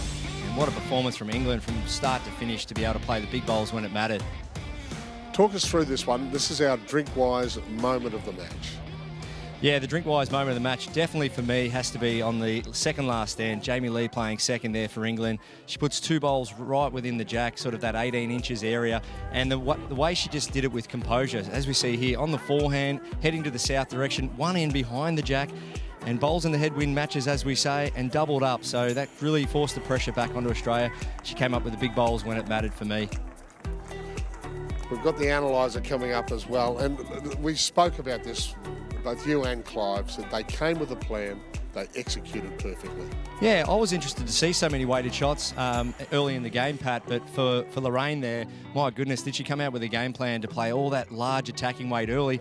Maybe it was something, a drive draw, one of those former players that comes from over England, you know, on the slower greens over there, just to come over and say, listen, drive or draw, and it really paid off. We've spoken so much about Amy as well. You've been at the top level, still at the top level. How hard is it to just keep playing to that level that is going to win a world title 19 years after you won your first one? Yeah, it's phenomenal, really, when you think about more so the commitment and the week-long training and just being away from family and dedicating yourself in the time, juggling family, work commitment. So for 19 years to be able to come back and win a world title again in different conditions on the Southern Hemisphere, it doesn't get any harder than that. And now for our second discipline, please welcome back onto the Club Helensvale green, the 2023 World Bowls Championships Women's Fours, Bronze, Silver and gold medalists.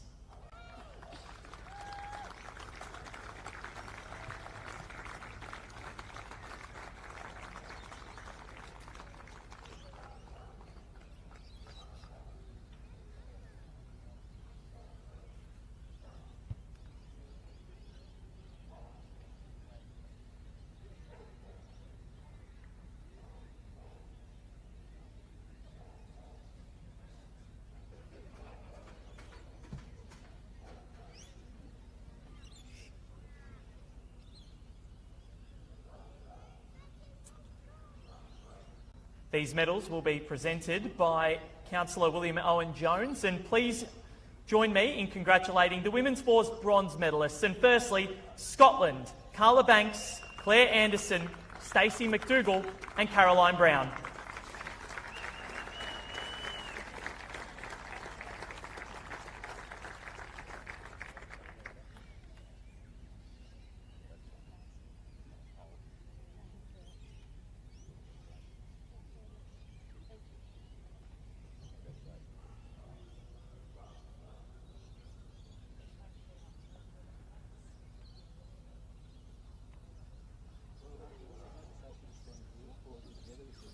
And secondly, New Zealand, Selena Goddard, Leanne Paulson, Val Smith and Caitlin Inch.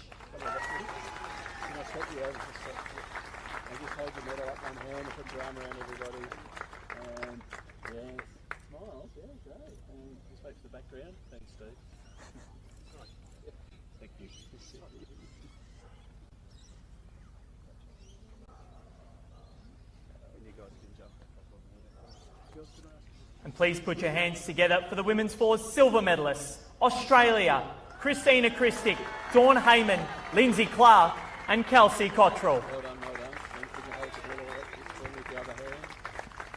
One hand. There we go. Yeah, nice. That's nice one. Thank you very much. Well done.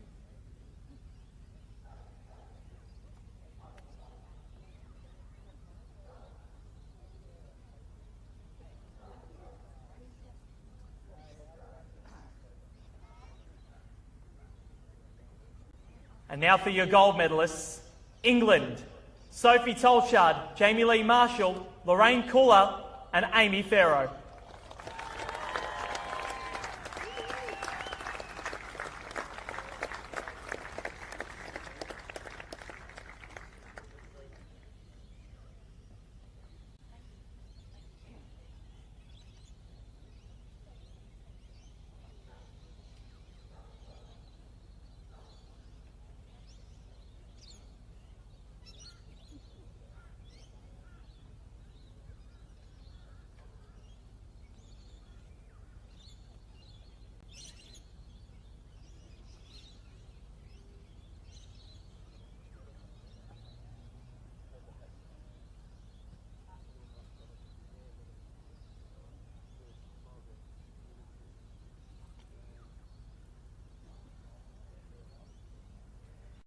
And now, if that will please be upstanding for the national anthem of our women's fours gold medalists, England.